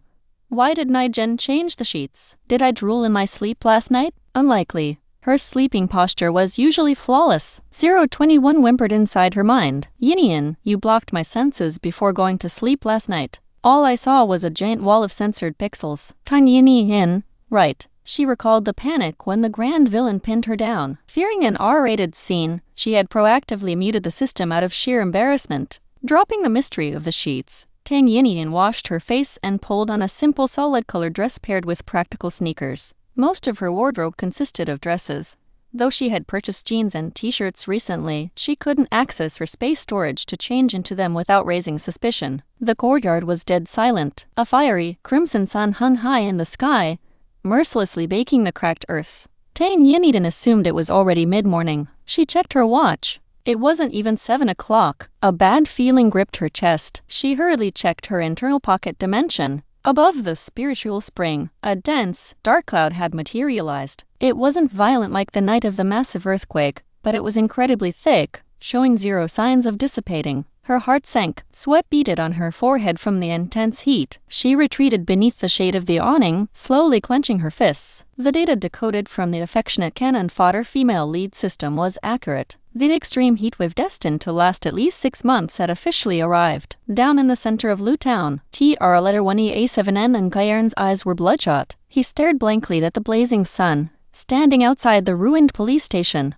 His fingernails dug into the handle of a chipped, battered shovel. His lips were severely cracked, coated in a thick layer of dust and dried blood. He repeatedly muttered a single phrase. It's only 8 o'clock, 8 in the morning, and the sun is already this lethal. How are we supposed to survive? Beside him stood a baby-faced young man, barely 20 years old. His auxiliary police uniform was ripped to shreds, sweat pouring down his face and carving muddy tracks through the grime on his cheeks. TR1A7N Fuang stared at the blistering heat, his sanity snapping. Survive? How? The damn heavens aren't giving us a chance. So many houses collapsed. The people trapped underneath don't stand a chance. The hospital is rubble. The doctors are busy saving their own colleagues.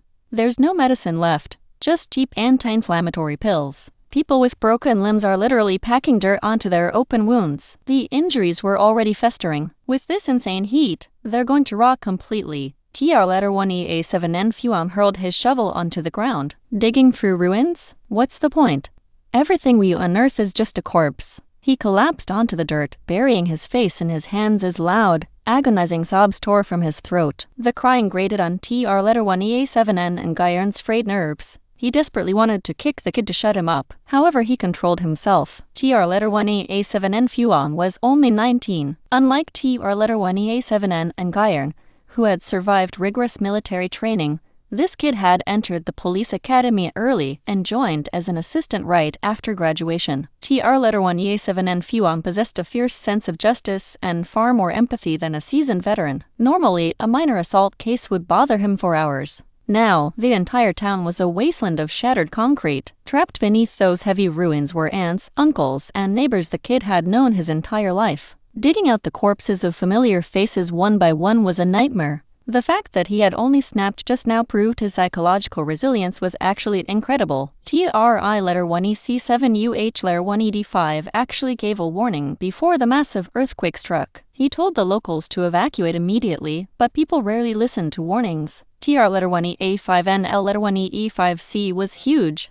home to nearly 50,000 residents. The 6-story apartment buildings collapsed like dominoes, crashing into each other. Massive casualties were completely unavoidable. Worse yet, The town possessed only one large hospital. The rest were small private clinics, entirely unequipped for a disaster of this scale. They were completely crushed. Fortunately, the central hospital didn't collapse entirely, leaving most medical supplies intact. TR-1E-A7N and Gyron scanned the area, his eyes bloodshot. Suddenly, a strange rustling sound echoed from a nearby tent. He dashed over and roared, "Hey, what the hell are you doing?" Two young thugs scrambled out of the large tent. Seeing the law, they bolted like terrified rabbits. TR-1E-A7N and Gyron grabbed his baton and shovel, chasing them down. TR-1E-A7N Fuan wiped his tears and ran over to check the tent. His lungs nearly exploded from pure rage. The cousins were responsible for this specific commercial street. The low-rise buildings here hadn't collapsed completely, and survivors had spent all day clearing a safe zone. The temporary medical tent for the injured sat right next to the soldiers' rest area. Those two bastards had actually sneaked inside to rob the helpless victims during a shift change. Unbelievable. Because of the sudden disaster, the military faced a severe manpower shortage. They began mobilizing survivors for rescue efforts, changing the rules by late afternoon. A public announcement declared that anyone who dug up property could keep it. Plus, the government provided daily food rations to volunteers. This instantly ignited a frenzy. Survivors flooded the commercial street, targeting the collapsed jewelry and gold shops. That was the only reason a safe zone housing 1,000 people was cleared in a single day. Still, TR-1E-A7N Fuan couldn't believe people could be this evil. TR-1E-A7N and Gyron, however, wasn't surprised at all. Digging through rubble was exhausting labor, and the loot was never guaranteed. Robbing survivors was much easier. When fleeing for their lives, people naturally grabbed their most valuable belongings. Raiding a single tent yielded rewards worth weeks of digging. With law enforcement stretched thin, the panicked crowd had zero defense. Petty thieves from peaceful times instantly became ruthless vultures. "Stop right there." TR-1E-A7N and Gyron hurled his shovel down the street. It slammed hard into a thug's back, sending him crashing to the ground. A large leather bag tumbled from his arms, rolling with a heavy, sickening thud. TR-1E-A7N and Gyron pinned him instantly. He snatched a rope from the breathless TR-1E-A7N Fuan and tied the thief securely to the dirt. The thief was a young man, around 26. Despite the filth covering his skin, his muscular build showed he was physically strong. He wasn't weak or sick at all. TR-1E-A7N and Gyron spit in disgust. "Damn it. A strong guy like you with working hands and feet, and you choose to steal? Aren't you ashamed?" The man remained silent, face pressed against the dirt. Unexpectedly, his veins bulged violently against his temples. His face flushed a deep, unnatural crimson. His eyes rolled back, revealing pure white. It looked like he was dying of sheer rage from the lecture. The cousins were used to the stubborn attitude of local thugs, so they ignored it. Beside them, TR-1E-A7N Fuang bent down to inspect the dropped black leather bag. The bag was over a meter long, packed tight and incredibly heavy. The moment his fingers brushed the surface, his heart skipped a beat. It didn't feel like gold or jewelry. It felt like human flesh. Ouch! His face drained of color, his legs shaking violently. "Brother," he squeaked. "What?" TR-1E-A7N and Gyron turned around after securing the knot. Before he could speak, a dark, purplish-black liquid oozed from the bottom of the bag, staining TR-1E-A7N Fuan's hands. The liquid wasn't normal blood. It moved like tiny, slithering snakes, burrowing deep into TR-1E-A7N Fuan's flesh within seconds. Excruciating pain erupted down the boy's arm. Ignoring the agony, TR-1E-A7N Fuan stared at the thief on the ground. The man was rising to his feet in a bizarre, unnatural contortion. TR-1E-A7N Fuan screamed at the top of his lungs, "Brother, run!" TR-1E-A7N and Gyron frowned, completely bewildered. Suddenly, a freezing, damp chill washed over his neck. He stiffened, slowly turning his head. He locked eyes with a pair of completely white orbits. No pupils. "Oh." TR-1E-A7N and Gyron's throat choked on his own scream. But TR-1E-A7N Fuang's terrified shriek snapped him back to reality. The monster's mouth unhinged to an impossible angle, aiming straight for TR-1E-A7N and Gyron's neck. TR-1E-A7N and Gyron shoved his cousin hard. "Run." He closed his eyes, bracing for impact. Sticky, foul saliva dripped onto his neck, but the expected bite never came. He opened his eyes, completely stunned. "Zio Uin, what are you standing there for? Run." A gruff voice shattered the silence. A small pickup truck sat idling a few meters away. TR-1E-C7UH-1ED5 was casually holding the second thug by the scruff of his neck.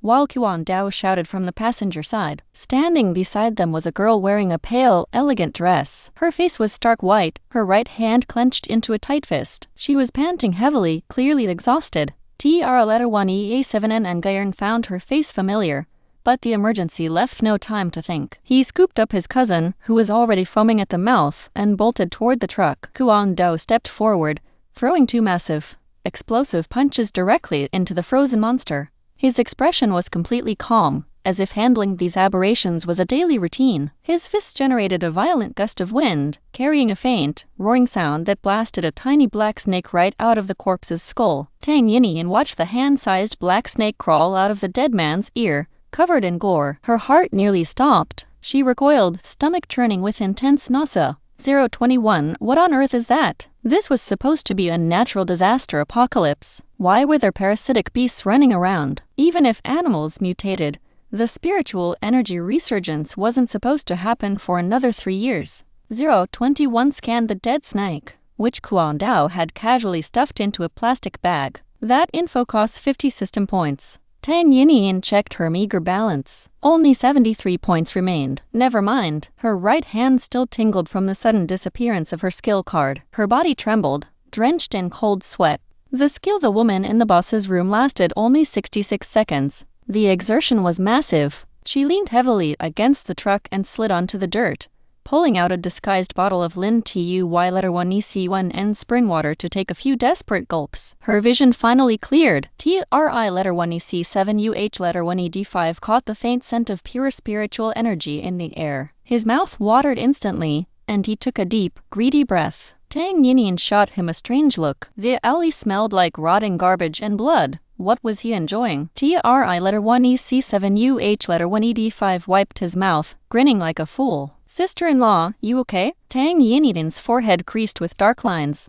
Just call me Tang Yinyin. Sure thing, sister-in-law. Tang Yinyin sighed. Ever since she woke up, every single entity she met had called her that. Sister-in-law, the boss left you a love letter. Sister-in-law, the boss went on a mission at 5 in the morning. Sister-in-law, the boss cooked breakfast. Make sure to eat. She hadn't even seen Nie Gen's face today, yet the title was burned into her brain. Men who looked twice her age were bowing and calling her sister-in-law. It was impossible to correct them. The skill duration expired. The corpse Kuan Dao had pummeled collapsed into a heap, a pool of black, foul-smelling blood leaking from its nose and mouth. These two have been dead for days, Kuan Dao noted, sealing the bag. Tang Yinyin frowned. Are they being controlled by parasites? Kuan Dao's heart skipped a beat. He remained silent. TRI1EC7UH1ED5 quickly played dumb. Who knows? Maybe. Haha. Tang Yinyin noted their suspicion. She would confront Nie Gen tonight. SHHH. TR1EA7N Fuam writhed on the dirt, his entire arm blackened by the spreading aberration toxin. TR1EA7N and Gaiern fell to his knees, begging Kuan Dao. Big brother Kuan, please save my brother. You killed that snake. You can save him. Kuan Dao looked away, pity flashing in his eyes. He couldn't help. His unique awakened abilities could purge U1EBF Kai from a corpse, but using that raw power on a living human would kill them instantly. To save the boy, they either needed the boss's specific superpowers or a massive amount of pure spiritual energy. Unfortunately, they were bound by a cosmic secrecy pact. They couldn't reveal supernatural truths to ordinary humans. Tang Yinyin was special, but she was still human. TRI1EC7UH1ED5 sighed, letting TR1EA7N and Gaiern grieve. The parasitic entity was dead, leaving only a remnant spark of toxin in the boy's veins. If TR1EA7N Fuang survived the next few days of severe infection, he might live. I'm fine. Brother TR1EA7N Fuang wheezed, pointing at the long bag. Check the bag, if it's cursed, burn it. Don't worry, I checked. It's just a bunch of human heads. Nothing dangerous, Kuan Dao stated casually. The toxic entities loved collecting skulls, though they didn't inhabit them. It was just a grotesque habit. Tang Yinyin couldn't take the horrific sight anymore. I have medicine. Load him into the truck. Let's get back to the safe zone and find a doctor. TR1EA7N and Gaiern scrambled to lift his unconscious cousin into the vehicle. Kuan Dao tossed the bag of skulls into the back and hopped in. Tang Yinyin handed over a blister pack of anti-inflammatory pills and another bottle of her special mineral water, forcing the boy to swallow them. She had joined the town salvage mission to gather supplies and mask her pocket dimension. She also wanted to test her new abilities. Before leaving, she had to solve 2 7-colored rainbow candies from her system lucky bag into a container of Lin Tuy letter 1 EC1 and spring water, splitting it into 5 bottles. Though diluted, the mystical properties were more than enough to restore physical stamina and heal non-fatal wounds. That fast, the diluted K letter 1 EB9 OB letter 1 EA3Y Meo candy worked wonders. After drinking the solution, TR letter 1 EA7 and Fuang's deadly purplish black veins receded. His skin returned to normal. By the time they reached the safe zone, his arm was completely healed. Only a faint paleness remained. TR letter 1 EA7 and Nguyen let out a ragged breath. He was absolutely drenched in sweat, looking like he had just been fished out of a river. Huang Dao and TRI letter 1 EC7UH letter 1 ED5 parked the small pickup truck. The group walked toward the registration tent, passing rows of groaning, injured survivors. A young soldier sat behind a makeshift desk. "We are short-handed everywhere," the soldier said, his voice cracking from dehydration. He tapped a crumpled, densely packed list of locations. "Which rescue team are you joining?" Tang Yinyin scanned the paper. The commercial street and shopping malls were already crossed out. Adequate help had arrived there. However, the H layer 1 E1 and H fuck apartment complex columns 1 through 5 remained untouched. Nobody wanted to go there. TRI letter 1 EC7UH letter 1 ED5 cut straight to the chase. "Little brother, do you know where Commander THI letter 1 EC7 US squad is digging?" Nie Gen had already dispatched 20 non-human entities to support THI letter 1 EC7U5EI letter 1 EC7T. The young soldier, TRI letter 1 EC7U Fon, licked his dry lips. He stared at TRI letter 1 EC7UH letter 1 ED5's bald head and thick silver chain. Sudden realization flashed in his eyes. "Are you Boss Nie's men?" TRI letter 1 EC7UH letter 1 ED5 grunted. "Yeah." Respect instantly flooded the young soldier's face. He snapped into a crisp military salute. The commander deployed them to the H letter 1 E1 and H fuck complex. "It's a 30-minute walk. Thank you for the supplies yesterday." The disaster had struck so fast. Cracked roads blocked the heavy transport trucks, cutting off food and medicine. The 2 truckloads of food delivered yesterday had saved them from starvation. "Thank our boss and the first sister-in-law." TRI letter 1 EC7UH letter 1 ED5 barked cheerfully. He shot a heavy wink at Tang Yinyin. "Right, sister-in-law? The boss listens to everything you say." Tang Yinyin shifted uncomfortably. She ignored the teasing. "Are all the severely injured kept here?" "No," TRI letter 1 EC7U Fon explained. "Only people with minor scrapes come here. The critical ones are treated on site. Every complex has a temporary medical tent." Tang Yinyin nodded. "I'm going with them to the H letter 1 E1 and H fuck complex." Over the past 2 days, she had practiced basic bandaging with L letter 1 E5C LAM. With System 021 guidance, her skills were decent. She couldn't perform surgery, but she could assist the medics. Armed with her Lin TUY letter 1 EC1 and spring water, she could at least save a few lives. TRI letter 1 EC7UH letter 1 ED5 scratched his bald head, looking miserable. "Sister-in-law, are you sure? The boss ordered us to keep you safe." Going into the epicenter of a collapse was highly dangerous. Tang Yinyin saw right through his anxiety. "I will handle Nie Gen tonight." She hated blood, but she had to adapt. If she couldn't handle a few corpses now, how would she survive the future insect plague? Cowering in the villain's arms forever wasn't an option. TRI letter 1 EC7UH letter 1 ED5 sighed. Fine, he was just a weak, single tiger entity. He couldn't stop her. Sneakily, he reached into his pocket and punched a coded message into his walkie-talkie. He dramatically exaggerated her exhaustion, adding his own creative twist to her words. "Boss sister-in-law says she misses you terribly. She wants you to pick her up the exact second your mission ends." The trio set off immediately. It was barely 8:30, but the sun was already a blinding furnace. Delaying meant wasting precious stamina under the brutal heatwave. TR letter 1 EA7N and Nguyen stayed behind to nurse his cousin. The temporary volunteers marched into the devastated town center. The scenery was apocalyptic. Shattered concrete and twisted rebar littered the roads. Tang Yinyin pulled a sun hat from her bag. She handed 2 bottles of Lin TUY letter 1 EC1 and spring water to the men. The deeper they went, the more ghost-like the survivors became. People wandered the rubble, hoarsely crying out for their mothers and fathers. The sky was a terrifying cloudless blue. The crimson sun looked twice its normal size, pouring liquid fire onto the earth. The gray wasteland was dotted with severed limbs and dark bloodstains. Big sister. A small, innocent voice broke the silence. Tang Yinyin turned. A 7-year-old girl in a dusty school uniform stood before her, clutching a backpack. Are you from L-1 E5C Iron High School? The little girl asked politely. Tang Yinyin stopped. That was her old school. Do you know teacher Tan Tuy BFTK Free? The girl's eyes shone with hope. She's my mom. She went to teach evening class on the night of the earthquake and never came back. The police said the school collapsed. They told me to wait in the tent, but if I leave, mom won't find me. Do you know where she is? A bitter taste flooded Tang Yinyin's throat. She knew that teacher. A gentle woman. Tang Yinyin knelt down, pressing a candy into the child's small, filthy palm. I know her, but I graduated. I'm going to help save people now. If I find your mother, I will come back for you, okay? Thank you, sister. The girl didn't keep the candy. Instead, she dug a small sweet from her own pocket and handed it to Tang Yinyin.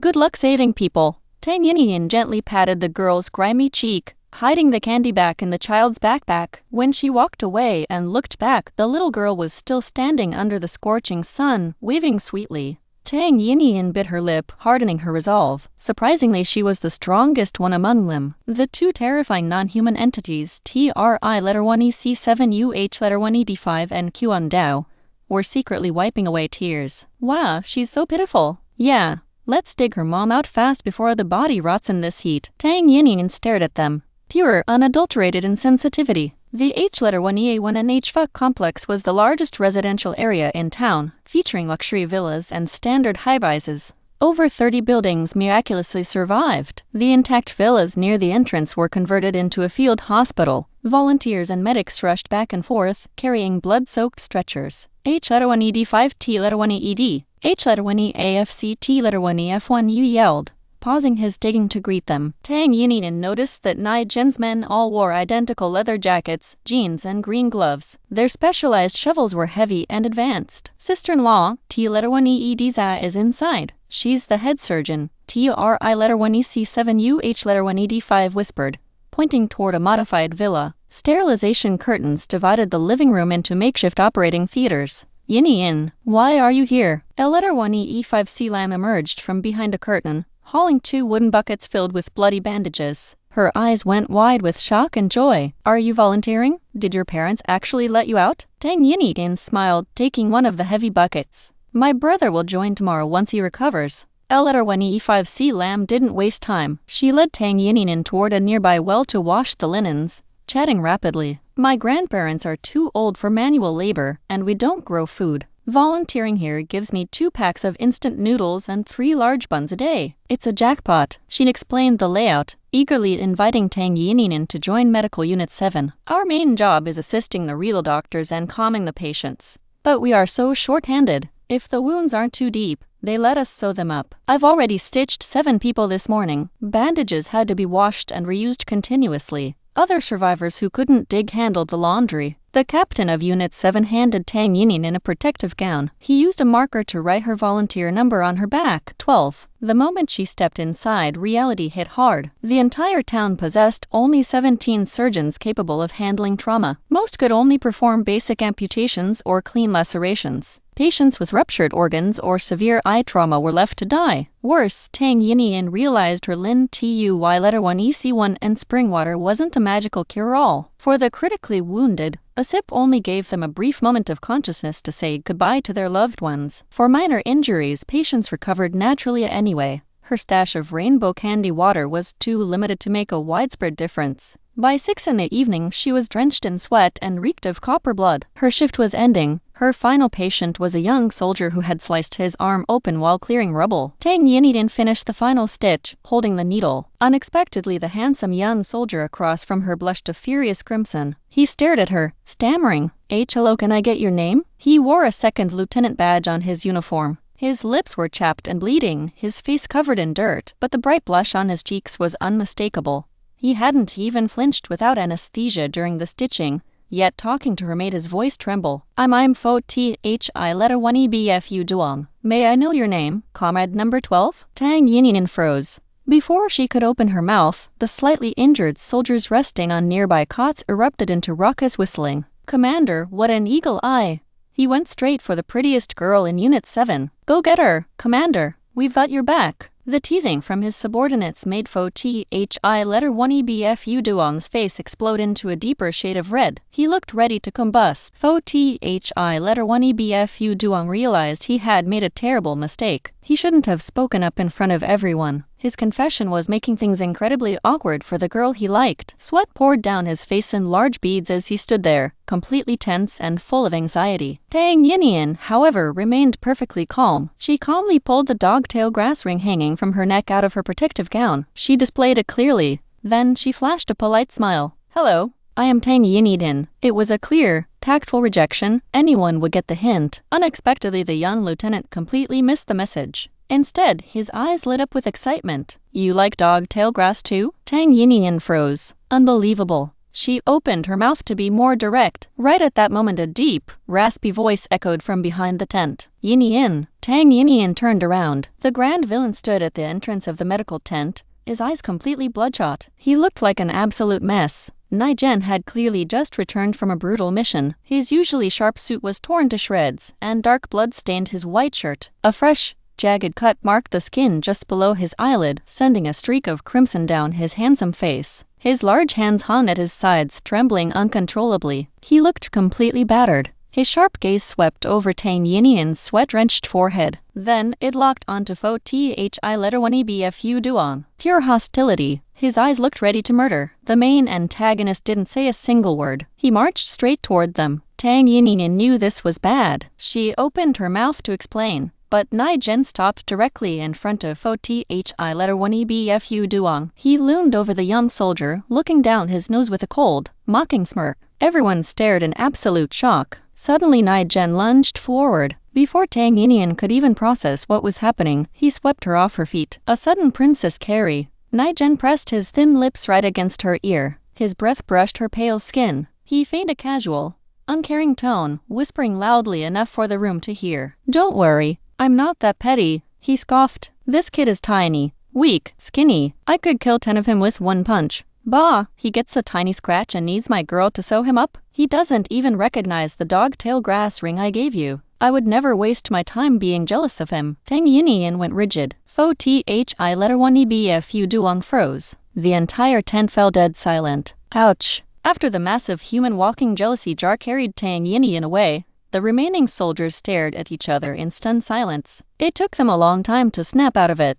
The officially labeled tiny and weak Haotalerecaps' Duong let out a bitter, forced laugh. He looked at the scattered medical notes and antiseptic bottles on the floor, sighing deeply. Did Leader Nie really just barge in and kidnap her? He didn't even get a single second to defend his honor. He wasn't tiny. PFFT. The seasoned veteran soldiers nearby couldn't hold it in anymore. They burst into roaring laughter. "Lieutenant, you walked right into a loaded gun this time. Ha. This is killing me. You are cursed, Lieutenant. Absolutely cursed. You finally find a girl you like, and she turns out to be the boss's woman. Wait, isn't Leader Nie supposed to be a lifelong bachelor? I thought that old iron tree would never blossom. Who would have thought? Give up, Lieutenant. Do it to save your own skin." The oldest, most practical soldier in the group offered a look of deep, sincere sympathy. "Seriously, drop it. If we have joint military drills later, he will hunt you down. You'll be begging for mercy, and it won't matter." The man literally said it himself. He's not human. Haotalerecaps' Duong fell silent. A flood of terrible, buried memories rushed back. 5 years ago, Military Base F. He was just a raw recruit back then, and Nie Gen was already a legendary squad commander. No one knew his exact rank. His files were top secret. His training records were complete mysteries. He was called the undefeated soldier king of the entire base. Back then, a young, arrogant Haotalerecaps' Duong refused to accept it. He possessed immense talent and peak physical conditioning. After 5 months of grueling, blood-sweating sniper practice, he finally secured the top spot in a major field exercise. He had shattered the base record for the longest distance shot. But right as he stood proudly in formation, waiting to receive his medal, Nie Gen arrived. The man walked in wearing nothing but camouflage trousers and a tight tank top. An earring glinted in his ear. He was literally chewing on a lollipop. He looked completely indisciplined. A total rogue. Haotalerecaps' Duong and his squad had been furious. Later, the commander explained that Nie Gen didn't belong to their base. He was an external asset, just stopping by to handle a classified matter. Even so, the boys weren't satisfied. Unlike his shy demeanor around girls, young Haotalerecaps Duong was a stubborn brat. He directly challenged the legend. The result? Devastating. Nie Gen shattered his proud sniper record with a casual, effortless shot. Then, the terrifying man had walked over, patted the stunned recruit on the shoulder, and offered a casual piece of advice. Don't compare yourself to me. I'm not a human entity. That bitter, bone-deep feeling of falling from the peak straight into the mud was something Haotalerecaps Duong would never forget. His face contorted slightly at the memory. Why did it always have to be Nie Gen? He really didn't want to fight the man. However, he truly liked Tang Yinyin. Love was unpredictable, right? Haotalerecaps Duong hesitated, his jaw tightening. He decided he had to try anyway. What if the sweet girl was being forced into this by leader Nie? With that man's tyrannical, rogue personality, it was highly possible. Meanwhile, the supposedly tyrannical Nie Gen wasn't being a rogue at all. He was just being incredibly petty. He had managed to scavenge an old, heavily modified bicycle from somewhere. He carefully peeled the dirty protective gown off Tang Yinyin, wiped the sweat from her face, and sat her sideways on the padded front crossbar. Then, he leaned over her from behind, trapping her in his embrace as he pedaled out of the town. The cracked earth was incredibly bumpy. Nie Gen deliberately kept her turned away from the handlebars, leaving her with nothing to hold onto. The crossbar was adjusted incredibly high. Her legs dangled helplessly in the air. Her entire weight rested against his solid, enveloping arms. Tang Yinyin tried shifting her waist several times to find a better angle. Each time, she was ruthlessly readjusted. Realizing resistance was futile, she firmly grabbed the edge of his blood-stained shirt. "Brother Nie Gen, didn't you say you weren't jealous?" Nie Gen let out a sharp, hostile grunt. "Me? Jealous? Never." Without the thick protective gear separating them, Tang Yinyin wore only a thin, light dress. Every time she squirmed, her soft, slender waist pressed right into his callous palms. It felt completely different from his own rugged body. Nie Gen's non-human blood began to boil. He felt his cheeks, his ears, and his neck burning fiercely under the uncovered, scorching sun. His spine tingled. The dark, brooding jealousy in his eyes instantly melted into something entirely different. The tight grip on her waist loosened just a fraction. Tang Yinyin felt the grand villain's body suddenly go completely rigid. Worried about his condition, she reached up and placed her small hand over his chest. Nie Gen instantly panicked. "What are you doing? Why are you touching me?" Tang Yinyin sighed. "I saw blood on your shirt," she explained softly. "Was the mission dangerous today? Are you hurt?" Hearing her genuine concern, the villain's foul mood instantly evaporated. He smirked arrogantly, tilting his chin up. "This blood, it belongs to a few wild forest people. Not me." Tang Yinyin blinked, testing the waters. "Forest people?" Nie Gen uncomfortably looked away from her gaze. "Yeah, let's just call them a wild forest tribe. We didn't know they were here. The earthquake dug them up." Tang Yinyin gave him a look that clearly said, "Do you take me for an idiot?" Nie Gen went silent. He quieted down for a long moment. Finally, his voice turned incredibly serious. "I can't tell you the details yet." Tang Yinyin shook her head gently. "It's fine." Nie Gen was the strongest entity in the entire novel world. Yet the original book offered almost no details about his true origins. His mystery was maintained until the very end. System 021 had exploited thousands of other systems and still failed to analyze Nie Gen's background, or why he eventually succumbed to absolute madness and contamination. But she loved the current Nie Gen. She didn't want him to become a cold-blooded killing machine. "You already promised to marry me," Tang Yinyin whispered, her cheeks flushing hot. "I can wait. I'll wait until the day you're ready to tell me everything." Nie Gen's entire frame froze at her words. His large hands clamped down tightly on the bicycle handlebars, his knuckles turning white. A long time passed before he forced down the chaotic emotions swirling in his dark eyes. He flashed a lazy, casual smile, preparing to speak. Unexpectedly, his tender expression instantly shattered into a cold, lethal glare as he locked onto the road ahead. Nie Gen slammed on the brakes. His heavy boot dragged against the dirt. With a swift, incredibly agile motion, he swept Tang Yinyin off the bike, twisting his body to shield her head as they crashed hard into the dirt. The world spun violently. Tang Yinyin slammed hard against Nie Gen's rock-solid muscles. The impact split the inside of her lip. Her vision went momentarily black. Nie Gen immediately placed her safely on the ground. From beneath his torn shirt sleeve, a dark, fishtail dagger slid smoothly into his grip. His eyes darkened into slits. He slammed his leather boot against the earth, lunging forward like a gust of wind. His blade left its sheath with a lethal hiss. Roar! A agonizing, guttural death rattle of a wild beast echoed through the clearing. Then came the heavy thud of a massive body collapsing. Tang Yinyin fought through her dizziness and forced her eyes open. Not far away, Nie Gen was violently ripping his dagger out of the throat of a massive, wild tiger. Fresh blood painted half of his face, dripping down his dark eyebrows. He looked feral, dangerous, terrifying. He frowned, using the dead beast's thick fur to wipe his blade clean. Then, he pulled a heavy gun from his waist, stepped directly onto the tiger's crushed head, and fired 2 brutal rounds straight into its eyes. Ruthless, cold, zero hesitation. Dark blood poured from the tiger's ruined eyes, soaking the dirt. It was a gruesome sight. However, what lay scattered near the beast's mouth was far more horrifying. 2 severed human fingers. Tang Yinyin stared, completely stunned. From the distant ruins behind the beast, a faint, ragged cry for help drifted through the air. She scrambled to her feet and rushed toward the sound. Hidden in a massive pool of blood lay a young soldier. His entire right arm had been brutally torn off by the tiger. His green military uniform was completely dyed a deep, saturated crimson. He had been bleeding out for a long time. His consciousness was fading fast, and he was calling for help purely on primal instinct. His metal dog tag read, Lai Bing. Unit 7, Platoon 3. It was one of the 2 young soldiers who had accompanied THI letter 1EC7U5EI letter 1EC7T to her village on the first day of the disaster. Tang Yinyin quickly assessed the trauma. She used a fresh roll of gauze to tie a tight tourniquet around the stump. Then, she forced a few drops of her Lin TUY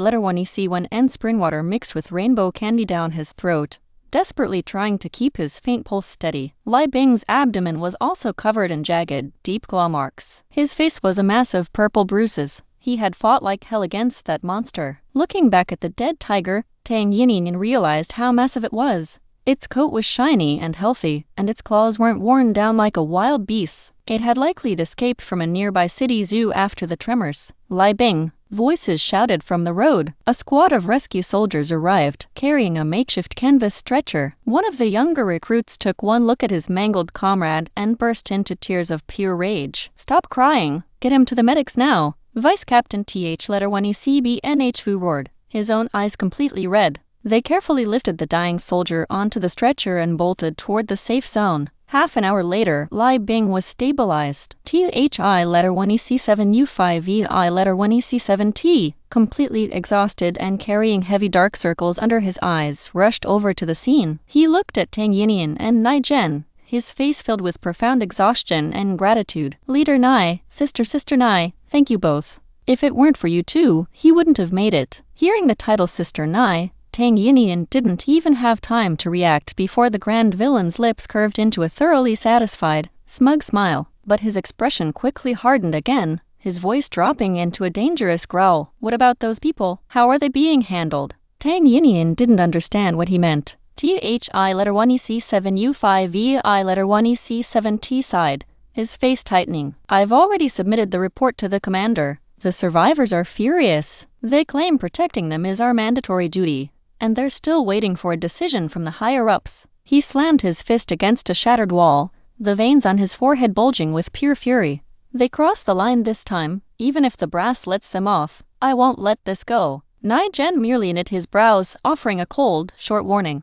Watch your boundaries. Because of the wild tiger ambush, their modified bicycle was completely ruined. But Nie Gen always had a bizarre talent for finding transport when Tang Yinyin wasn't looking. He walked around the smoking ruins twice and returned pushing an old wooden tricycle cart. He lined the back with fresh, dry straw for Tang Yinyin to sit comfortably. Then, he threw his weight onto the pedals, driving them straight toward the village. Sitting in the back of the bumpy cart, Tang Yinyin finally relaxed. Only now did she notice her own minor injuries. There were no visible cuts on her skin, but the hard impact against Nie Gen's chest had split the inside of her mouth. Her tongue felt swollen and raw. Every time she swallowed, a sharp pain flared. She took a small sip of Lin TUY letter 1EC1 and spring water to soothe the burning sensation. Then, her eyes drifted over Nie Gen's ruined suit jacket. Remembering the fresh cut under his eye, she quietly slipped a small candy into her pocket, waiting for the right moment. She'd endured the throbbing pain, waiting to get home. Once inside the courtyard, she would share her rainbow candy with him. The grand villain pedaled the wooden tricycle cart right into the yard. Tang Yinyin noticed his motorcycle was gone. In its place stood a massive camphor tree, dominating the 100-square-meter clearing. A swing hung from its branches. It looked exactly like the one in her own yard, but this tree was much taller. The swing dangled dangerously high. If she sat on it, her feet wouldn't touch the ground. Nie Gen stopped the cart. Unexpectedly, he spoke in a flat voice. Lai Bing shouldn't have been hurt. Tang Yinyin already suspected the dark truth. He was set up, wasn't he? Nie Gen jumped down. Fresh blood still stained half his face. Yes. He'd explained the scene. The ruins used to be a farming supply store. Lai Bing wanted to dig out tools to help save buried survivors. While digging, a few people ran over screaming for help. Without a second thought, the young soldier rushed to rescue them. Instead, he ran straight into the tiger. Nie Gen's voice remained dead calm. Those people did it on purpose. They broke the ban to poach animals from the zoo. They drew the tiger out, used Lai Bing as bait to save themselves, and fled back to the safe zone without telling a soul. His tone was quiet, but his dark brows pressed down heavily. The cut under his eye had already scabbed into a jagged crimson line. Combined with the dried blood on his thin lips, he looked incredibly dangerous. Like the dark sky right before a brutal storm, his white shirt hung wide open, exposing a chest crisscrossed with old, faded scars. His pitch-black eyes locked onto Tang Yinyin. There are a lot of bad people out there right now. He stared at her pale, flawless face. And there are bad men like Fo Thiu Duam who covet you. Nie Gen's tone turned awkward as he finally blurted out his long-held desire. Just stay home. This boss will take care of you. Tang Yinyin remained silent. She thought he was about to reveal some world-ending secret. It turned out he was still brooding over Fo Thiu Duan trying to introduce himself. His jealousy index was off the charts. Before she could respond, the main antagonist narrowed his eyes. His rough, calloused hand suddenly gripped her chin. He forced her lips open slightly, exposing her pink, swollen tongue. Nie Gen knit his brows tightly. How did you get hurt there? His grip was slightly painful. Tang Yinyin mumbled through her teeth. Oh, if you keep squeezing, it's going to get worse. Nie Gen went rigid. He let go immediately, leaning one hand against the tricycle cart. His long, dark eyelashes trembled. He was still wearing the blood-soaked shirt, and his heavy breath fanned across her face. The scent of raw iron on his skin mingled with the metallic taste in her mouth. Tang Yinyin closed her eyes. Nie Gen couldn't hold back any longer. He gently cradled her cheek, leaned down, and pressed his warm lips against hers. His body temperature was intense, running much hotter than hers. His lips were slightly rough from the scabbed blood, yet incredibly soft. He pressed against the corner of her mouth before instinctively sealing his lips over hers. His high nasal bridge pressed firmly against hers. His ragged, desperate breathing stole all the oxygen from her lungs. Tang Yinyin's head spun from the lack of air, her heart hammering wildly against her ribs. The man's kissing skills were completely non-existent. It was a clumsy, blunt pressure. But Tang Yinyin could feel his lips trembling with sheer nerves. His grip on her cheek was fierce, yet he didn't know how to deepen the kiss. He just held the position, frozen in time. Who would have thought? The legendary rogue and absolute powerhouse was this innocent. Tang Yinyin's initial panic dissolved into pure amusement. She opened her eyes slightly, her lashes brushing against his. In his dark pupils, she saw a chaotic mix of shyness, excitement, and utter intoxication. Before he could react, Tang Yinyin pulled back. Their lips parted. Nie Gen stood frozen in place, completely flustered. Sweat poured down his forehead in heavy beads. Looking at his pathetic state, Tang Yinyin smiled. Brother Nie Gen, have you never had a girlfriend before? The village rumors claimed he had cursed several women to death. He was incredibly handsome and built like a tank, so plenty of local girls secretly loved him. Tang Yinyin knew of at least 2. Thinking about it now made her chest feel slightly tight. Nie Gen answered automatically. Never. Then his non-human brain clicked. His eyes turned a furious, aggrieved crimson. Did Lu Chengyi kiss you before? Tang Yinyin gasped. No, she tried to explain. But Nie Gen's voice dropped into a dark abyss. But what? Tang Yinyin quickly explained how the plot used to control her body. He held my hand once. Nie Gen already knew her secrets, so the supernatural aspect didn't shock him. But the image of another man touching her drove him insane. He felt like a monster waking up too late. The closer he got to her, the more possessive and warped his love became. He was turning into a territorial beast. Nie Gen growled. Which hand? Tang Yinyin panicked. She secretly called out to System 021. Is he going to murder someone? System 021 chirped. Nope. His affection points just surged again. Tang Yinyin found her courage. Both hands. Nie Gen completely exploded. He let out a chilling, quiet laugh. I am going to kill Lu Chengyi. Right at that moment, System 21 began a frantic live commentary in her head. Yinyin. Amazing. A hidden plot line just unlocked. In the original book, Nie Gen and Lu Chengyi never interacted. Now, a massive hatred meter has appeared. Don't tell me the grand villain destroys the world at the end of the book just because of you? Tang Yinyin panicked. No way out. She had worked so hard to escape her fate as a cannon fodder tool. The world plot needed to stop rewriting itself. Seeing Nie Gen calmly wiping his fish-scale dagger, the red scar under his eye glowing with a lethal light, Tang Yinyin lunged forward. She grabbed the edge of his shirt. She looked up into his dark eyes. Brother Nie Gen, I don't like Lu Chengyi. She squeezed his shirt tightly. In the future, only you can hold my hand. Nie Gen's hand froze. Tang Yinyin saw his rigid expression and threw caution to the wind. In the future, I will only let you kiss me. The villain's eyelids twitched. The dead light in his eyes flickered back to life. Tang Yinyin's face was so red it felt ready to combust. She bit her lip, whispering her final card. In the future, I will only like you. The moment the words left her mouth, a heavy arm wrapped around her waist. Before she could blink, Nie Gen hoisted her up and set her down on the giant swing. The woven rattan swing was massive, complete with a sturdy backrest. It was explicitly built for two.